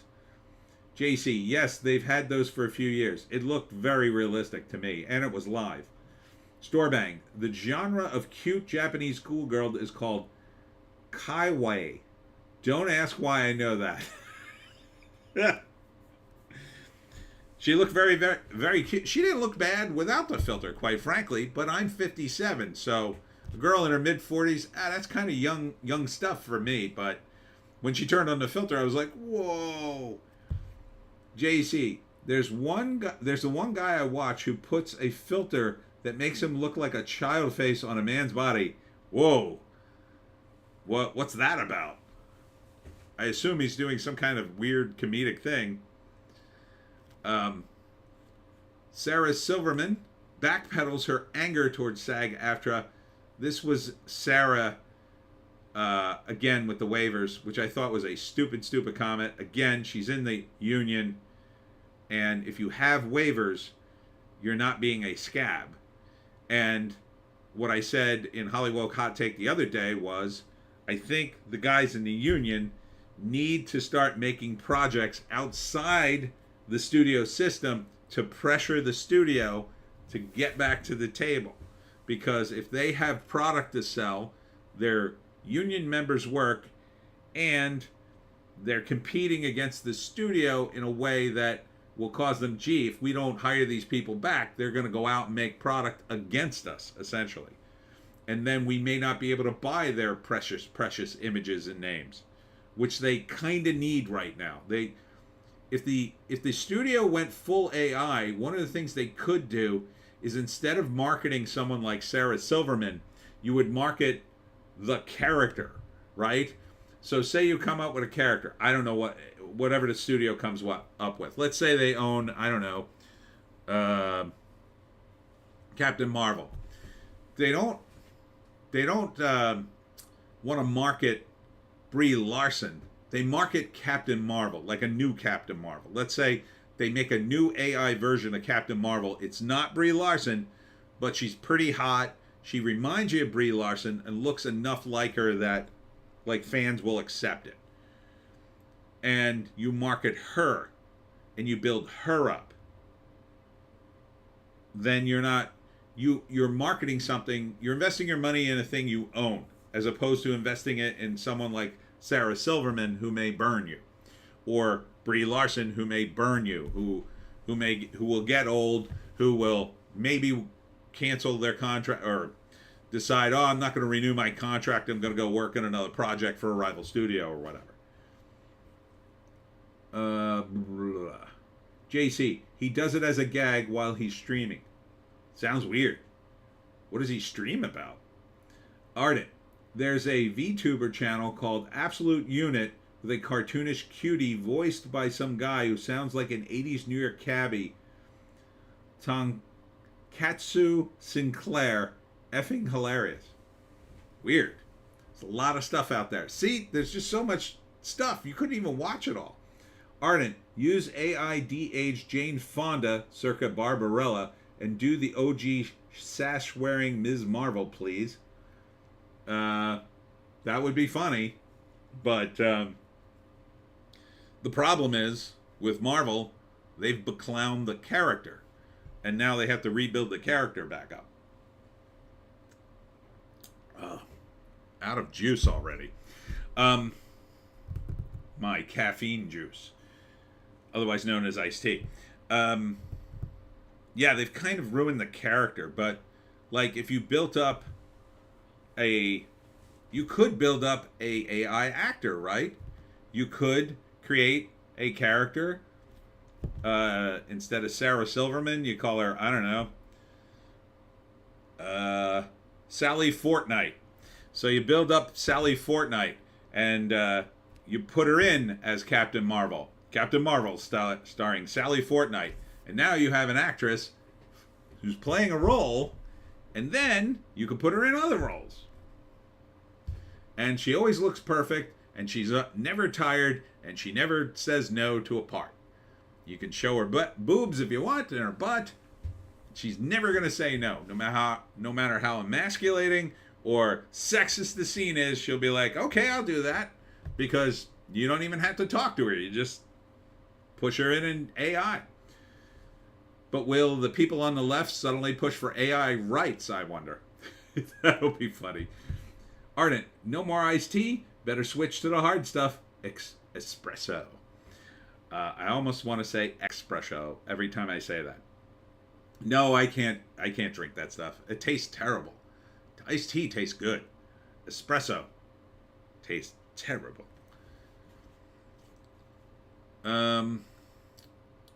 So yeah, I mean, part of the reason I think Disney was looking to buy all these IPs was that if they could make the jump to AI, these IPs would have lasted them forever, except they woke them all up and screwed them up.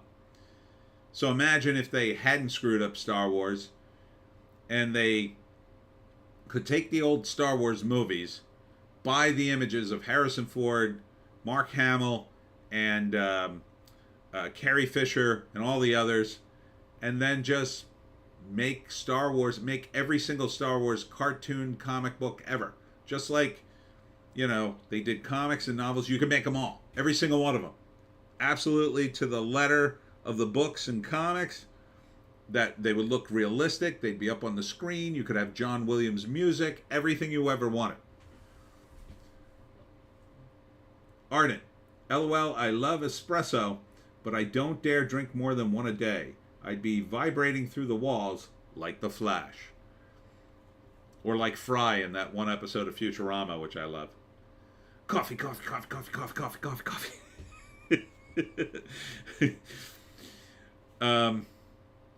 Rumor, Latino actor to play Galactus in Marvel Studios' Fantastic Four, if anybody cares about that. How many times are you going to screw up this movie? Let's see. There's the original movie that wasn't released, right? Then you had a movie after that. Is that the one I saw? Then you had the one with Jessica Alba. And then did you have two of them? Or just one? And I think there was one after that, and then there's going to be this one. I mean, how many times are you going to screw up this movie? Jack Kirby was a genius. You people aren't fit to read a Fantastic Four comic, much less make a movie version of it. So, no, 1,000 times no. This is probably going to be terrible.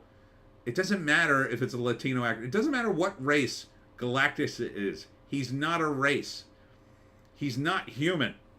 He's from a completely different planet. Who cares if he's Latino? That's not representation.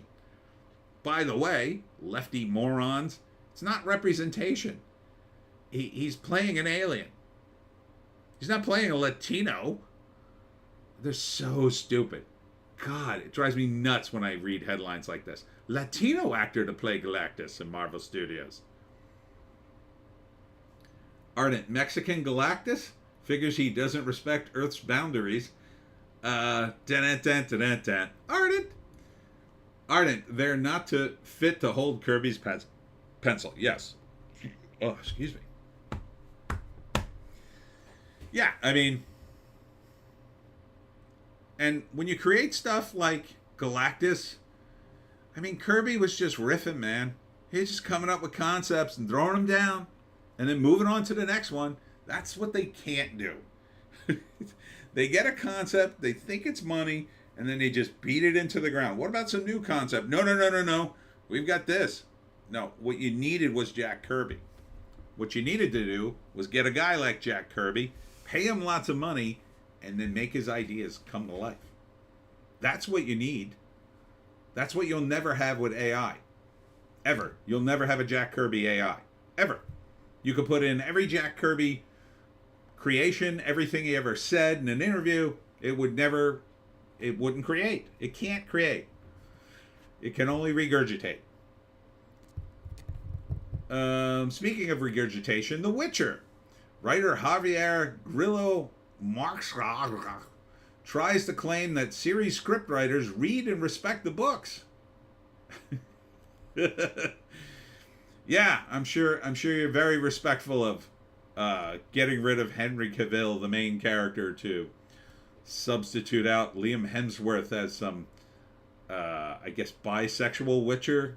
And then the Mary Sue had an article about, oh, we're so excited to have the real character. And I guess they're going with his daughter, I think, is the character now. Who cares?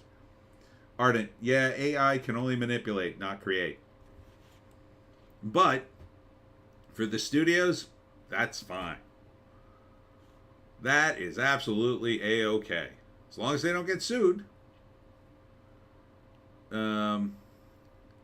Joker actor Mark Maron calls right-wing men criticizing Barbie a bunch of effing insecure babies. Mark Maron, this was a guy who did his own podcast, seemed to get some traction, and then immediately went into, oh, I'm super left. And it's like, dude, you finally make some headway and get some attention, and you immediately go super left wing. He was always kind of left wing anyway, but it's like, who cares? Who cares? Mark Maron played the Joker. No, he was in the Joker movie. He was in the Joker movie. I forget as what. I guess one of the other comics, maybe? Or one of the guys that the Joker killed? right? I vaguely remember him being in that movie. Ardent. Oh, my bad. Misunderstood. Speaking of the Joker, Mark Hamill admits his campaign to get people to stop tweeting failed, attempts to politicize his failure. This is another guy, like, I'm just shocked at how political he's gotten. Like, his TDS came in hard and late. Very late. Man, is he is more political now than he was, like, 2 years ago. Holy F, man. He should stop. He should really stop. If anybody should stop being political on Twitter, it's Mark effing Hamill. Because, man, he's gone from like, oh, he's actually not on board with this whole Last Jedi thing. That's kind of cool, and still does the Joker, to like, oh, God, please don't tweet anymore, dude. I mean, it's bad enough Stephen King seems to have lost his damn mind over Trump and Elon Musk, but Mark Hamill, it's like, dude, we want to like you. Stop talking about politics. Like you know anything. And like Mark Hamill kind of dropped off the face of the earth after Star Wars. You know, he was in like Corvette Summer, maybe one or two other movies. And granted, maybe he didn't have to work because he was Luke Skywalker and he came back in Empire and Jedi, but geez, man. Ardent. With Hamill, I think he really got struggle sessions after The Last Jedi re-educated. I guess. I don't know. It's sad if true. You know, he had a good rep in the con circuit. People liked him. Why just... When you get too political, you end up alienating half your fans. And there's a way to do it. You could say, you could be left-wing. I don't care. You gotta be fun. You gotta be fun. And Mark Maron, of all people, he knows better. He's a alleged comedian. He should be fun. He should be able to do this in fun, but he's kind of mean. They get kind of mean when they talk about the other side, and that's the problem. You know, it's one thing if you tease someone and say, "Oh, you're a big fan of Orange Man." Okay, that's fun, whatever. But it's another thing when you say, "Oh, we have to stop these people." Like that's like, dude, you're a little too serious. Storebang, the big red one. Oh yeah, he was in that. Ardent fans loved him. Yeah, past tense, I think, for some fans. It's like, I don't know if he was re-educated or he just started getting more attention and now this is the way he really is. Like before he was keeping it under wraps to get more work. You know, he did Joker and did voices and did he was in one version of The Flash where he plays the trickster, I think. And you know, his second career, people really loved him. And now, like, if I feel like I kind of got to tolerate him. And that's about it. I just barely tolerate him. And now I just wish he would never come up into my Twitter feed. I almost muted him last time. I'm resisting the urge to completely mute him. But, oh God, when the election comes up, I may have to mute him. Let's see. Ardent, the old 90s Flash show. Yeah, that was it. That wasn't bad. They had a couple of good episodes on that show in the 90s. Never quite lived up to its promise, but man, they were close with a few things. The auteurs of San Quentin, look at this. For the incarcerated men in the first film and TV job training program in the U.S. prison, production offers a pathway to redemption. Yeah, okay. We're just talking about how AI is going to eliminate all these jobs. Yeah, it sounds great. Oh, man, I just got out of the joint, but I know how to shoot a movie. Oh, great. There's the unemployment line. Like, this is the state of California. The state of California. Hey, while we're at it, let's train some horse and buggy operators too. How about some chimney sweeps? You need more of them. I mean, what the hell are you doing? This is the worst possible thing you could train these guys to do. Train them on AI. That would be training. Train them on computers. But you usually can't let these guys at computers. And things start to happen. They get connections to the outside, and then. But maybe AI. Give them their own AI. Of course, if they ask the AI how to escape, that could be bad. AI, come up with an escape plan. I need to get out of prison. Ardent, the actor in that show ended up playing in the new show. Can't remember if he was Jay Garrick or Barry's dad. Maybe both. He was. I didn't watch it, but I think he was Jay Garrick, right? That was a cool callback to bring him into the new Flash show. And that is what those guys should have been doing all along with some of this stuff. But there are a few guys, I guess, that are still in the industry that respected the history at least a little bit. I just can't believe this. They're teaching prisoners how to make movies. Okay.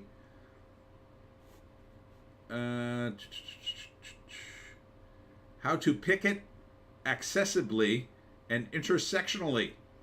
It's only through relationship and connection, everyone. Yeah, that's probably the problem. There's not enough accessibility and intersectionality in the picket line. You know? I think what these people need on the picket line is more inclusion and diversity. Yeah. So maybe they could fight over, who gets the best positions on the picket line and who gets the best signs. Yeah, maybe they could have a DEI course on how to make sure that equal races get to picket equally. And you could have a bunch of equity and BS, and I'm sure that'll help your cause. Yeah, why don't you just go full-blown communism while you're at it? Yeah.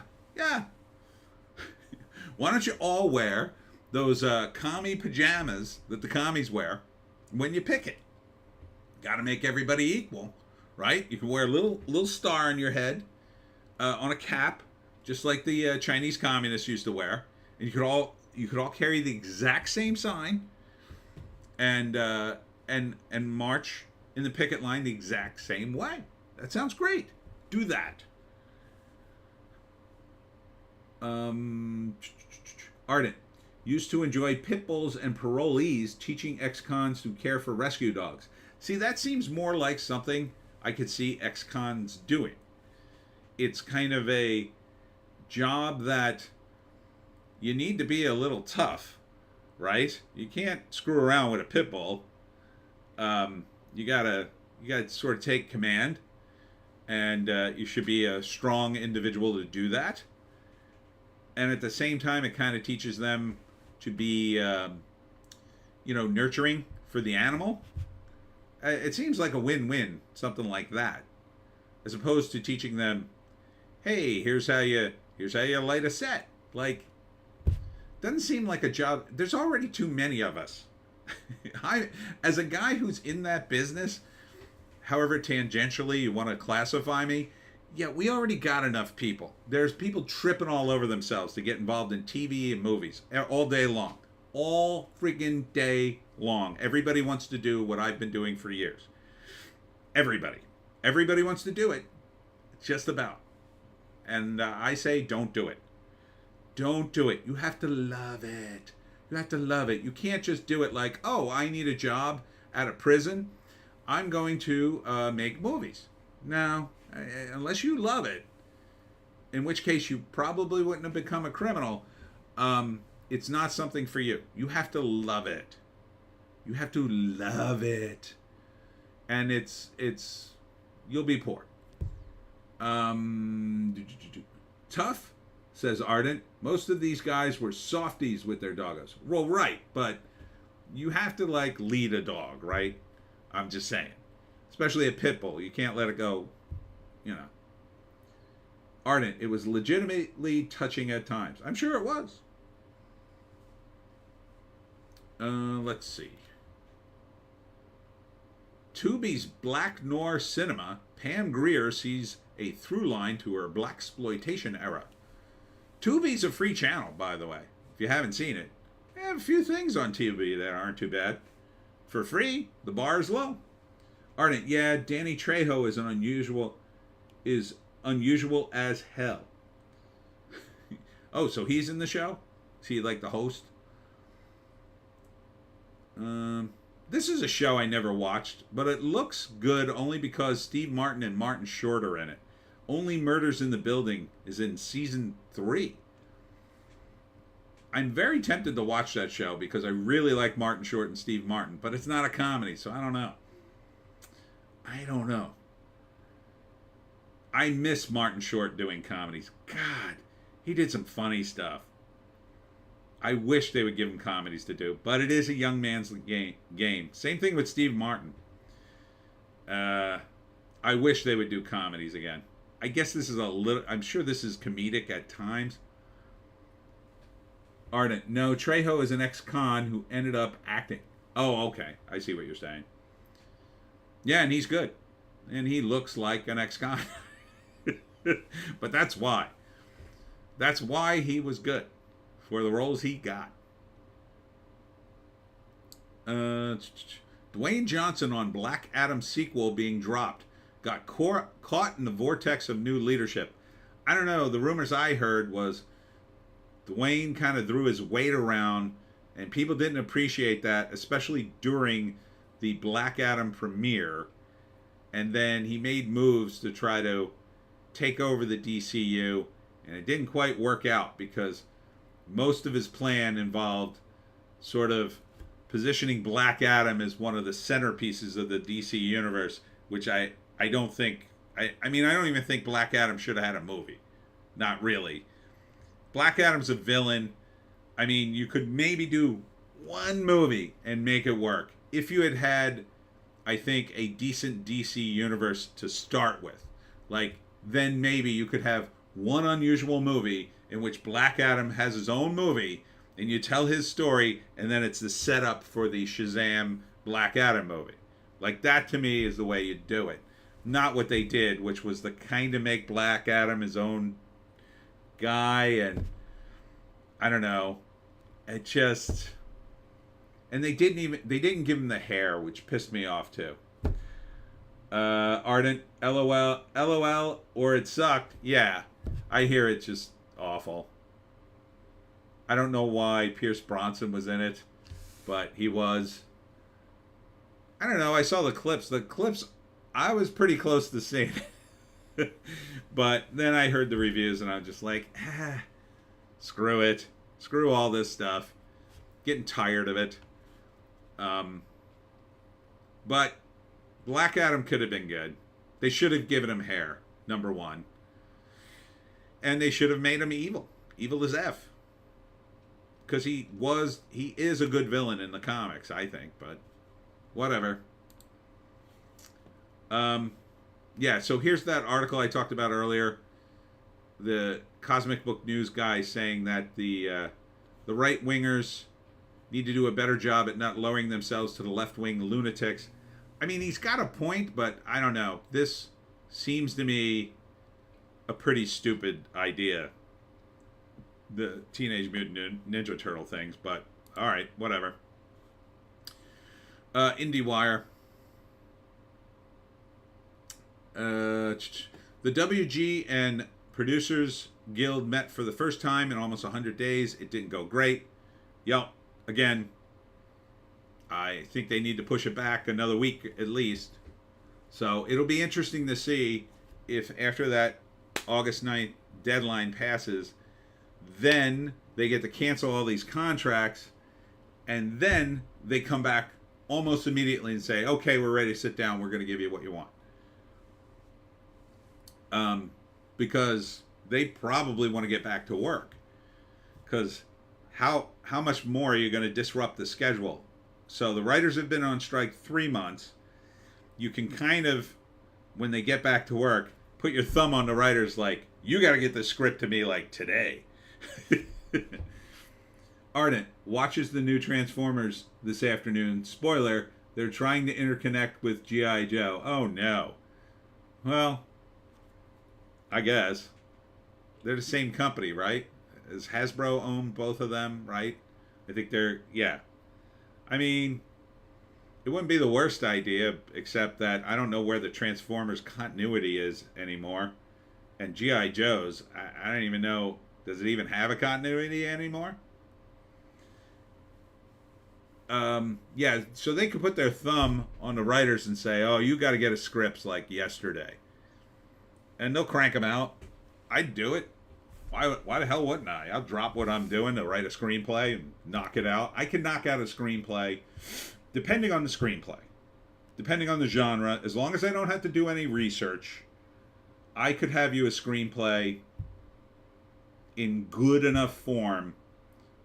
I could probably give it to you in a week if I really just do nothing else for a week. Yeah, I could probably get it to you in a week. Yeah, that shouldn't be a problem. It would be a little rough, but it would be mostly on point, as long as it was like a fairly simple movie, like, you know, like a thriller, an actioner, something pretty straightforward. Anything with research, no. You know, horror movie, your basic movie. And most guys in Hollywood can knock out a screenplay in a week or two. That's not really an issue. The issue is the quality. The quality is definitely going to suffer that quickly. You really, I think, for screenplay, you want a good month, at least. A month-ish. You know, again, it depends on the screenplay. If you have, like, all the money in the world, like, these guys spend a year developing a movie, and it's just like, that's too much. But if you're getting paid $200,000 to write a screenplay, you don't want to hand it to them in a week. They'll be like, you wrote this in a week? Wait a minute. I mean, you could write it in a week, then sit on it and wait. Wait a few months before you send them the first draft. I mean, there's going to be drafts. If you're getting paid $200,000, you're going to do a few drafts, but that's fine. It's $200K, man. $200K. I could go. I could run the lights in this place for $200K for a while. Oh yeah. Ardent. They're both Hasbro, and there was a Transformers storyline with X-Men type mutants. Did they do a comic? I think they did a comic, right? Did the X-Men... I know they met Star Trek. The X-Men met Star Trek. I don't think they met the Transformers, or did they? In comics. That was weird. Star Trek and the X-Men. It was very weird. Because there's nothing scientific about the superpowers in X-Men. And Star Trek's supposed to be scientific, but whatever. It was a fun little crossover. I think I'm remembering it. I didn't dream that, right? There was a Star Trek X-Men, I think. But yeah, I mean, so you can collapse those 100 days and beef up the schedule and get things going again. So, you know, as far as like shooting and the production, though, that's all stopped because you don't have the actors. You only have the stuff you've written. Now, there's a bunch of stuff they write that's just stacked up to the ceilings. They could always just go with one of those screenplays that they already paid for and developed. So there is that. They could just jump into a couple of those to fill up the schedule, but they don't make enough. That's what, again, that's my whole point. They should be making more product cheaply as opposed to making all this expensive product poorly. And then it would also be less pressure on the cast and the crew and the director and all those people. Because if you're making a $200 million movie that the studio absolutely needs you to make money on, that's a lot of pressure. But if you're one of 10 projects that are in production and it's like, you know, $20 to $40 million production, it's big, you're responsible for it, but it's not like the studio's not going to collapse if you F it up, then there's not as much pressure. The studio execs won't even necessarily check on you as hard, right? Because they got to check on 4 or 5 projects. They're going to check in, Is everything going okay? Are you on budget? Are you on time? Having any issues? Like, that's a better way to do it. Spread it out. Ardent. Yeah, a comic storyline. I think one of the mutant characters in the comic crossed over to X-Men comics. And yes, the Next Generation met X-Men. I read a novel sequel. I assume the comic. Yeah, I remember seeing the comic advertised. I think it came out, I want to say, in the early 2000s, maybe? Aurelius Mosh is here. Hello. I think maybe production companies have these bloated dependencies and dependent companies that can only operate in large contracts and budgets, hence the lack of small-scale projects. But, like, when you think about it, you know, doing in the case of Sound of Freedom, a $14 million project, it's still not small. Like, the Sound of Freedom guys went to an island. They shot in the jungle. They shot in buildings. Like, it wasn't that small a production. You know, they had to do research. They used footage from law enforcement. They interviewed, I don't think they interviewed him, but I think they put Dan Ballard at the end of the movie. They showed him. They had to show facts. They had to do a little research. So, like, it wasn't that small a production. But I get what you're saying, but, like, I don't know. Bleach Demon is here. Not too late. Hey, Ardent. Ardent. Hello, Bleach. Hello, Bleach. So, I don't know. They could make up this time, I suppose, if they, let's say they settled the strike. What is this? The 6th. They got to wait until the 9th. So, let's say they settled the strike, like, I don't know, the week after, like on the 14th. Then they could get back and up and rolling. TV used to be a lot of pressure for them because they were making money on TV, right? Now, TV's falling apart, so who cares? If anything, you want to cancel most of those projects and start retooling your TV division and scaling it the F down, because who the hell's watching it? But I tell you, the biggest thing this week, I don't know if I have a headline here. Let's see what Deadline says.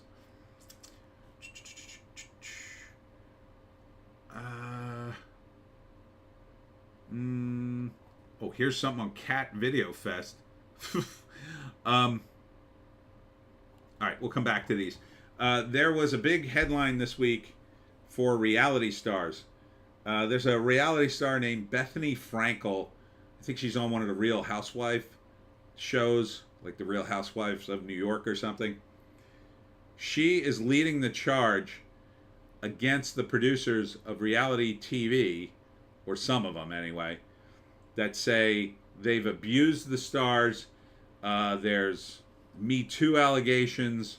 There's a whole bunch of allegations. It sounds like an absolute cluster F, and that they screwed them out of money and everything. And now they're mad too.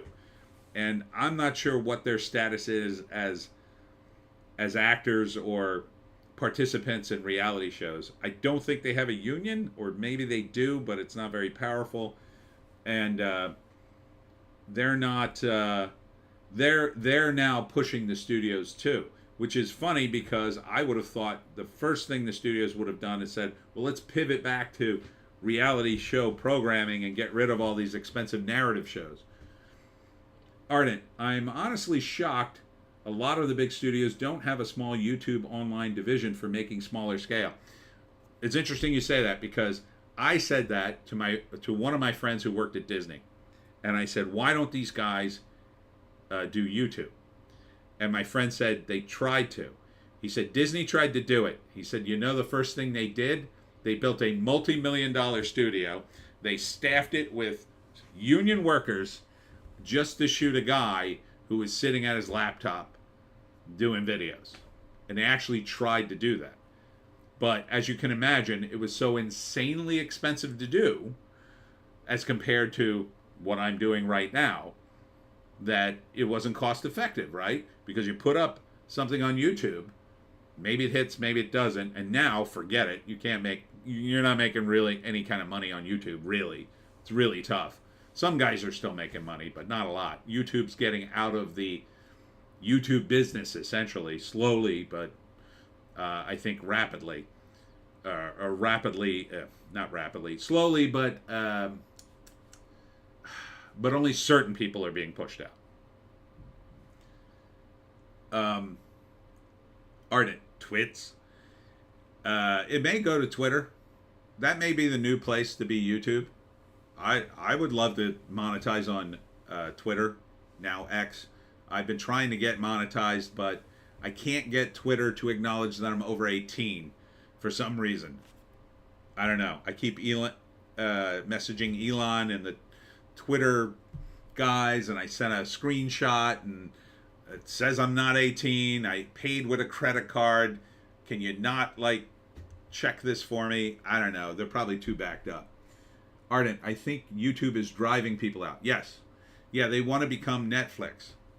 Yeah, you could see that, right? Sure. So many people want to pay for YouTube that it's been free all this time. What am I going to pay for exactly, YouTube? What the hell do you even have here? Yeah, you rent movies. That's fine. Yeah, rent the movies too and do YouTube. Why can't you do both? Why can't you just start a channel? Call it YouTube Fix or whatever. Call it whatever you want. YouTube Flicks, YT Flicks, or whatever. And just make movies. Do the Netflix thing. Give it a paid subscriber. Trying to make YouTube the paid subscriber? It's the dumbest thing I've ever heard. You're killing the very thing that made you what you are. For what? Oh, we want to make money like Netflix. Netflix is Netflix. You're YouTube. You're not competing.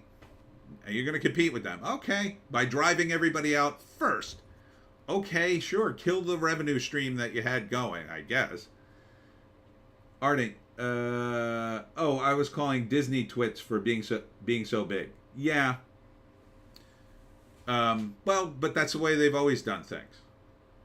And if there was enough money in it, it would be fine, right? Like, if you could start a YouTube channel and get millions of followers and start making millions of dollars, it would work. Like, if you could get as big as Mr. Beast or PewDiePie, there's no problem there, right? Those guys are huge.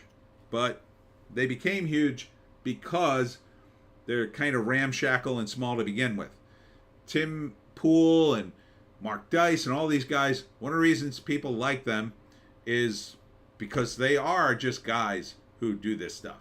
They're not practiced guys. This is why every time a celebrity starts a YouTube channel, you want to go, oh my God, are you stupid? That's not going to work. Nobody cares about Will Smith. Nobody thinks for a second he's being real about his life when he's on YouTube, because he's a celebrity and he's got a lot at stake. And I don't blame him, except that he's trying to do it. Like, if I were his publicist or agent or whatever, I would say, Will, you can't do YouTube like normal people do YouTube.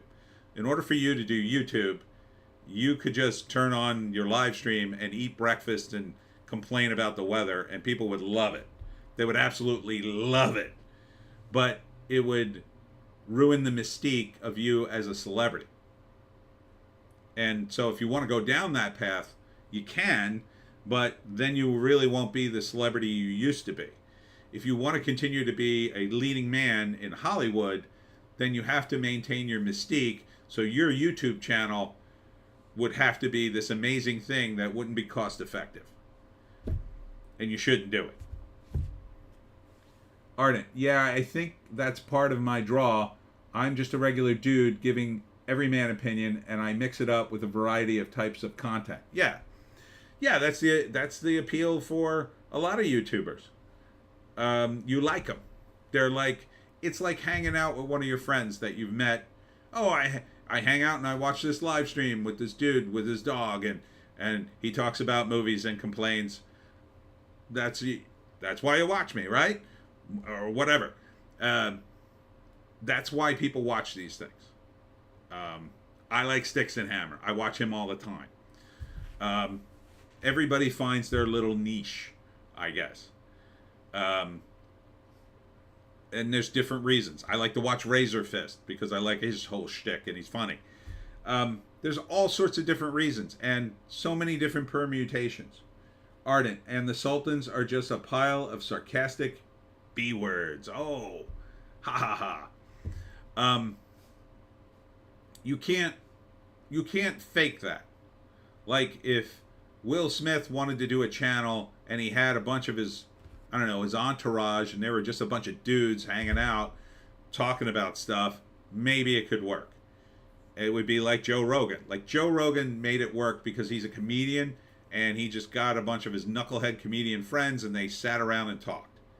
And it was real and it got out of control sometimes, and that's why it's popular now. And then he eventually gravitated to more and more sophisticated stuff and refined and refined and refined his deal until now he's like the biggest, interview show ever. Everybody loves this show. Now it's its own thing.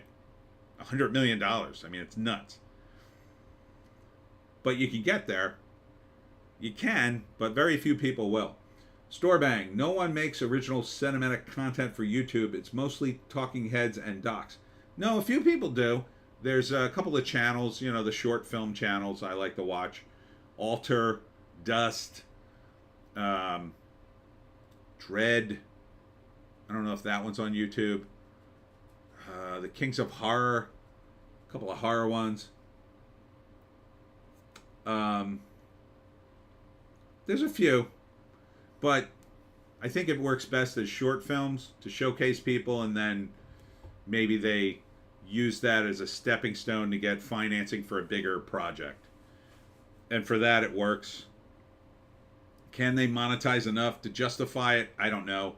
I had a video one time that I had 100,000 views. Dust has some good stuff, says Art. Yeah. Oh, I missed one. Oh no, you're talking to Storebang. So I had a video that I had to take down because I got the story wrong, but I got 100,000 views and I made like $300 in a month.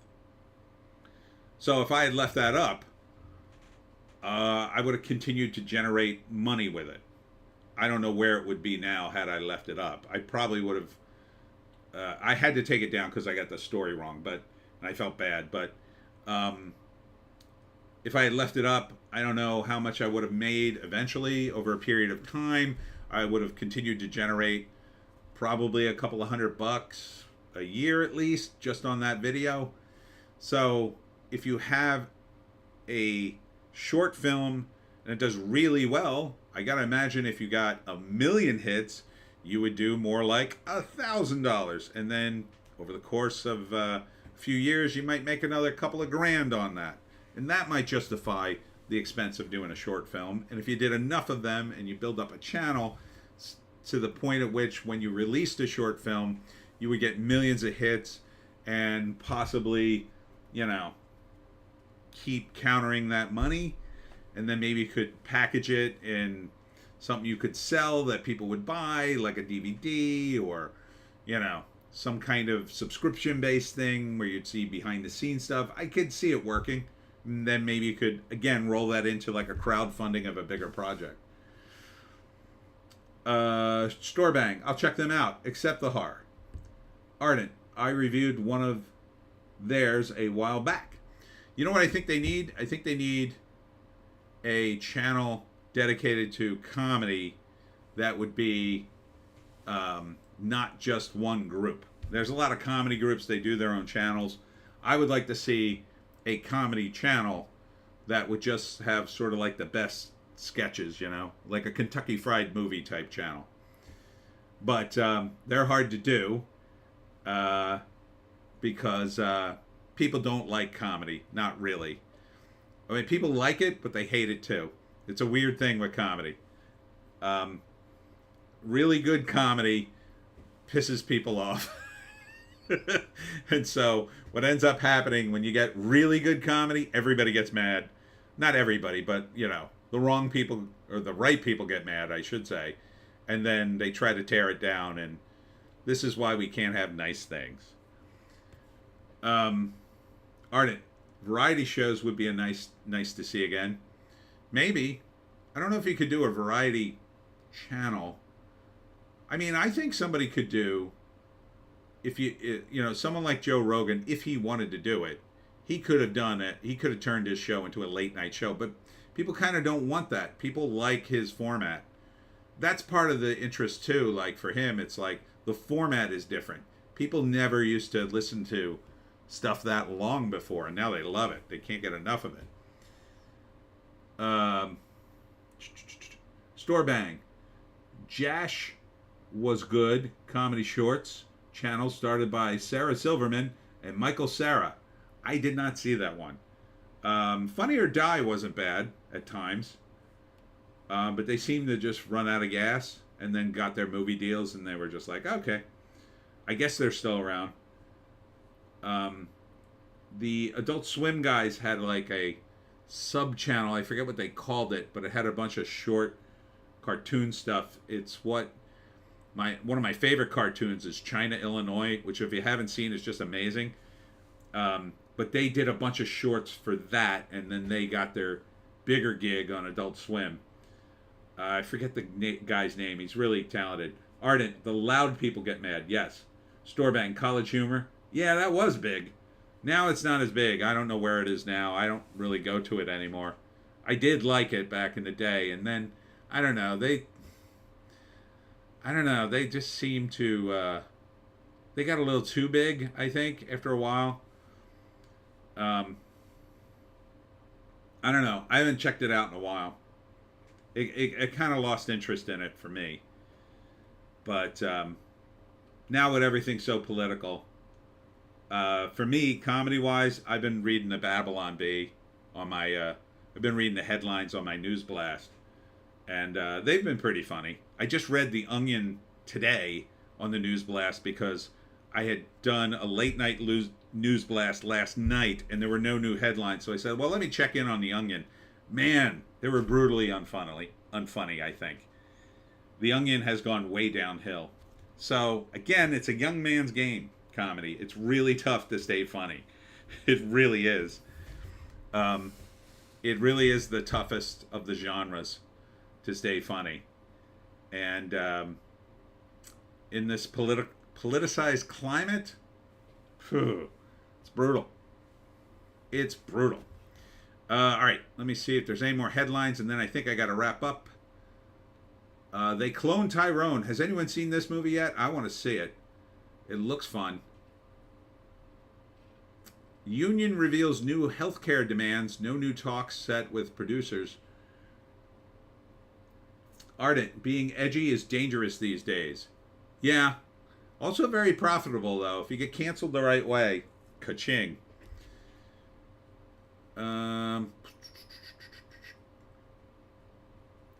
Storebang. Today's kids hate dry humor. Yeah. Today's kids with their cell phones and their waifus. Box office. Video Catfest lands on its feet. Why the dog version flopped. There was a dog version of this? I think that's it. Oh, Elon Musk versus Mark Zuckerberg will fight. Fight will be live streamed on Twitter. I don't know, man. Seeing Mark Zuckerberg train, Elon might be in trouble. Elon might be in trouble. Ardent, LOL. I don't know, man. Zuckerberg looked pretty fit. And he did win a jiu-jitsu match. I don't know. Maybe they let him win because he's rich, but I don't know if Elon's really... Elon's training, apparently. And I think Elon has the weight. But Zuckerberg may have too much training ahead of him. So I don't know, man. But it should be worth it for the lulz, I guess, and the memes, and whatever happens on Twitter. Ardent, wait, what? LOL, seriously? Maybe we might get Dankula Vosh after all. Oh, I would love this. That's the one I want to see. Forget about this. Who cares about these two? Dankula versus Vosh would be the greatest event of all time. But there is no way in hell Vosh would be crazy enough to do it. First off, he'd get absolutely trashed no matter what happened. Even if there's no way he could win. No way he could win. Dankula will cream him. I would bet every cent I had on Dankula. Would absolutely murder him in the ring. Vosh looks as soft as a cupcake. He would stomp him. Vosh would be crazy to accept. I think the best you're going to get from Vosh is he'll accept and then weasel out of the deal at the last minute. Because that sounds like Vosh to me. Storebang, Elon can pay an MMA fighter to get plastic surgery. Now that would be funny. My God, Zuck is getting creamed out there. How the hell did Elon train this well? He looks so fit. JC, Zuck has been doing MMA for a while. I know. And they had a picture of him, and he looked cut. He looked kind of cut. I don't know. Elon's not in the worst shape now. He's kind of lost some weight, and he's getting back into shape, but he does have the weight, though, which will help him. I don't think he could win, though. I don't know. Ardent, Musk can train with Rogan. That guy has kicks for days. That's true. That is true. But Zuck needs to win. He needs to win. Zuck ain't winning on any other front. Facebook is slowly dying. Instagram is still big. Threads is done, it seems.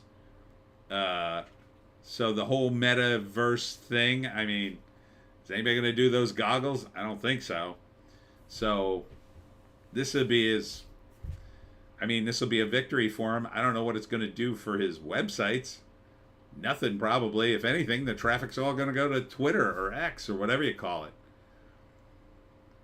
No one's calling it X. I noticed that. Like, he changed the name to X, but everybody still calls it Twitter. Like, how long before anybody... I mean, like, now there's... He tweeted something the other day, like, they're going to combine the X and Twitter logos now. Then nobody will call it X. JC, Musk is like 10 years older and isn't in shape. Yeah. Yeah, and I didn't think Zuckerberg was in that good shape until I saw that recent picture of him, and then I was like, oh my God. Zuckerberg is kind of in good shape. Zuck winning wouldn't accomplish anything for Meta, says Ardent. Yeah. No, do nothing. He's not even going to put it on Meta. Like, it'd be different if it was on Facebook and X. Maybe, I don't know, maybe that would do something for Facebook. Give it a little sheen of coolness, but Ardent, covered in chocolate and call it Twix. Ha! I get it. All right, it's 9:30, so I should wrap things here because I got other videos to make because I'm running behind, and I got a book to finish. I'm finishing the first draft of the Pineys book 13 tonight, so I can get it to the copyright office, upload that tonight, so I could get it back, hopefully in time for October. I'm a little worried I might not get it until the first week of November because I need my copyright number before I can publish on Amazon. So Ardent asked me, "You guys have Twix bars?" I do. We do have Twix bars. Isn't Twix isn't it a product from the United States? I just assumed it was. Is it a Canadian thing? We definitely have them. We had the left-right Twix thing. I like Twix. The problem with candy bars these days is, you know, they used to have the full-size bars. And I remember those days. Fantastic days where you could buy a candy bar and it was like you were holding something. Like, I'm going to eat this all through lunch. Right? You've been walking down the street eating your candy bar. It wouldn't just be one or two bites. It was a little meal in your hand. Ardent, no idea, honestly. Just didn't want the joke to fall flat. No, you're good. I got it. Twix. JC, ketchup chips is a Canadian thing. Yes. and I don't get it at all. Then they went down to, I don't know, one smaller version of the bar, king size, I guess they called it. Then they went down to bite size, which is kind of now the new king size. And then they went to a smaller one after that, which is Ardent, a gross Canadian thing. I hate ketchup chips. They went down to an even smaller version of candy, which, like, when you buy candy for, like, kids at Halloween and you just want to buy, like, an assortment bag and it's just full of a bunch of candy, they're, like, this big. They're, like, literally one bite of candy. And that's where we are with candy bars, I'm sad to say. It's just ridiculous. The candy has shrunk. And like with a Twix bar shrunk that small, it's just, there's nothing to it. There's nothing to it. At least with the chocolate ones, like a tiny, like, Milky Way, it's like almost a little, you know, like a candy you would get in like a Whitman sampler. Like the Twix, that small, you need a bar. You need the bar to be long enough that you unwrap the top and snap it off in your mouth. JC, they're just red vinegar chips. Oh, is that what they taste like? I don't mind vinegar chips. Once in a while I'll get a bag just to mix it up. But Ardent, basically, yeah. The best chip in the world is the ShopRite brand, although now they've rebranded it. They have a ShopRite brand called Bread and Basket. But it's ShopRite brand Ruffles chips. The plain. They're fantastic. They've got a great crunch, good mouthfeel, 10 out of 10. Just picked up a bag for today's lunch. Oh, so good.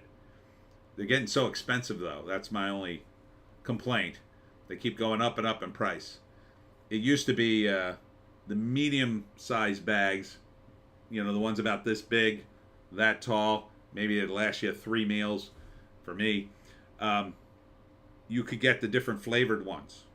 Now I have to buy the big bag because it's the only cost-effective bag in the store. It's too much money. But they had different flavors. It was nice. Ardent, sweet chili heat Doritos all day. To me, I don't like Doritos because they taste too artificial. I can't get past artificial tasting chips or food of any kind. See, the thing about the ShopRite chips, they taste like potatoes. It tastes like you're tasting, when you bite down into the chip, you're not just tasting air, you're tasting potato. Crunchy potato that's been cooked. To me, like, Doritos just taste like artificial nothing with flavoring on it. Like a real corn chip to me, there's this Mexican brand I buy, but only when they have it in the store. And I can't think of the name now. It's like San something. They're really good. Store Bang. Everyone knows you chew the cookie part off first. Biting into a Twix is just barbaric, says Store Bang. Well, I like that snap. But, okay. You chew the cookie part off first? How do you chew the cookie part off first? Isn't the whole thing covered in chocolate? Am I remembering Twix wrong? How do you... And you leave the chocolate and then you go back and eat the chocolate? It just seems very... It seems too complicated. Let's see. My candy bar of choice would be... I really do love Hershey's with the almonds in it. I think that's pretty good. Even though these days I'm a little mad at Hershey for their various woke takes. But for a bar that's something other than just chocolate, I do like Three Musketeers. Just plain nougat, baby. All the way. No nuts, no nothing. Store Bang. Ha ha ha. Ardent. Freeze the Twix so the caramel gets hard to eat the cookie part first. Guys really do a lot of candy bar work. I don't know. I'm not into freezing it. I'm not into any of that. JC, I usually just get a Twix. Ardent, Three Musketeers is a classic. Yeah. Yeah, it really is. It's nice and soft. I don't have to worry about breaking my teeth on something. See, that's the danger with a Twix or something with a hard piece. If you get a really stale one, maybe it's a candy bar that was at the bottom of the box, and they kept putting the new bars on top of the old box, and it just sat there for like the last 6 months, and then you get it and you bite into it, and you nearly break your damn teeth. Store Bang. They should rebrand as He She. Ardent, I'm not a fat ass for nothing.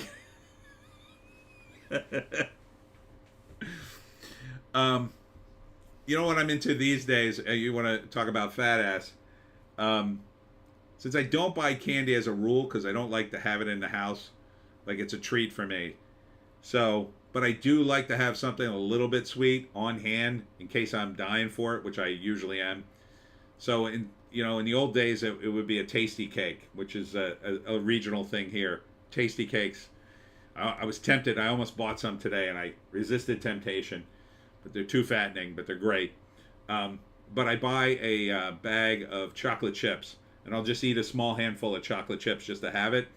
Or because it's blueberry season, although we're just coming out of it, unfortunately, one of my moves would be to take blueberries, wash them, put them in a bowl, after you drain them out, and then mix up a bunch of chocolate chips with the blueberries and eat it like cereal right out of the bowl. Let me tell you something. It's really good. That's my gift to you. Get yourself some fantastic blueberries, wash them off, put them in a bowl, mix a bunch of chocolate chips in it, and then eat it with a spoon. Ardent, I occasionally do a handful of chocolate chips when I'm short. Yeah. It's not bad. It's a good little, I just want a little sweet, but I don't want to be a fatty and eat, cake or whatever. Tonight, I was at my sister-in-law's, so she naturally, she's one of these people, when she cooks, she's going to cook everything. So she made, of course, a homemade dessert. She made, this apple pie. I wouldn't call it classic apple pie. It was this apple pie kind of almost like a strudel with black raspberries on top of it, too. It was good. And then we had ice cream on top of that. So, getting hungry just thinking about it. But I can't have a lot of sweets in the house because I'll just eat them all day long. And speaking of blueberries, it's blueberry season, the end of blueberry season, which means I have to get to Royal Crown ice cream again soon before they stop making blueberry custard out of the local blueberries. And I've probably already missed my window of getting one more blueberry sundae. And let me tell you something, it's the greatest treat in the world. Ardent, picked up stuff for pecan pies recently, thinking I'll put a bit of dulce de leche on top. Not my thing, but I could see it. Pecan pies. To me, banana cream pie all day long. For me, there's a diner near me called Ponzio's Diner that makes banana cream pie fantastic. And the key for diner pie, if you've ever been to a diner and gotten the pie, that's where we get pie here. We don't have pie places in New Jersey. We have diners, which then also make pies and various things. So they'll often have a bakery in some of the finer diners in New Jersey. So, but sometimes some of the diners will cheap out and use either Cool Whip or some sort of artificial whip that they'll put as the cream on top, and you could taste it, but not Ponzio's. Oh, no, that's homemade. That's homemade. Ardent, cheesecake cream pies are the thing that will eventually kill me. Well, just don't eat as many. That's the key. See, for me, to get disciplined about dessert, besides being broke, that's the easiest way to get disciplined with your food. But what I do is I just don't buy it for the house. I don't want to have it in the house because I'll eat it. I'll eventually go, oh, I want to treat myself. And then I'll say, oh, I've got that cake, and I'll eat it. But if it's not in the house, I have to go, oh, I want to treat myself. But do I really want to get in the car and go all the way to the custard stand or go all the way here or go all the way there? And I'll go, no. And I'll eat something else, like fruit or nuts or whatever I have in the house. Ardent blasphemy. Another thing I'll do when I'm just trying to get a sweet and not eat a bunch of candy is I'll eat dates. Dates are healthy, and you'll get a little sweet, and then sometimes that'll be just enough to go, okay, I don't need pie, I guess. But it's tough. It's tough if you have a sweet tooth like me. Anyhow, I got to wrap it here, guys. But thank you for tuning into the live stream. Thank you for your kind donation, Ardent. Thanks for Bleach Demon and all the gang that had come in tonight. So what do I got up this week? Oh, I've got the Cinnaminson Library on the 8th. That's on Tuesday. Oh, on the 10th. This is news.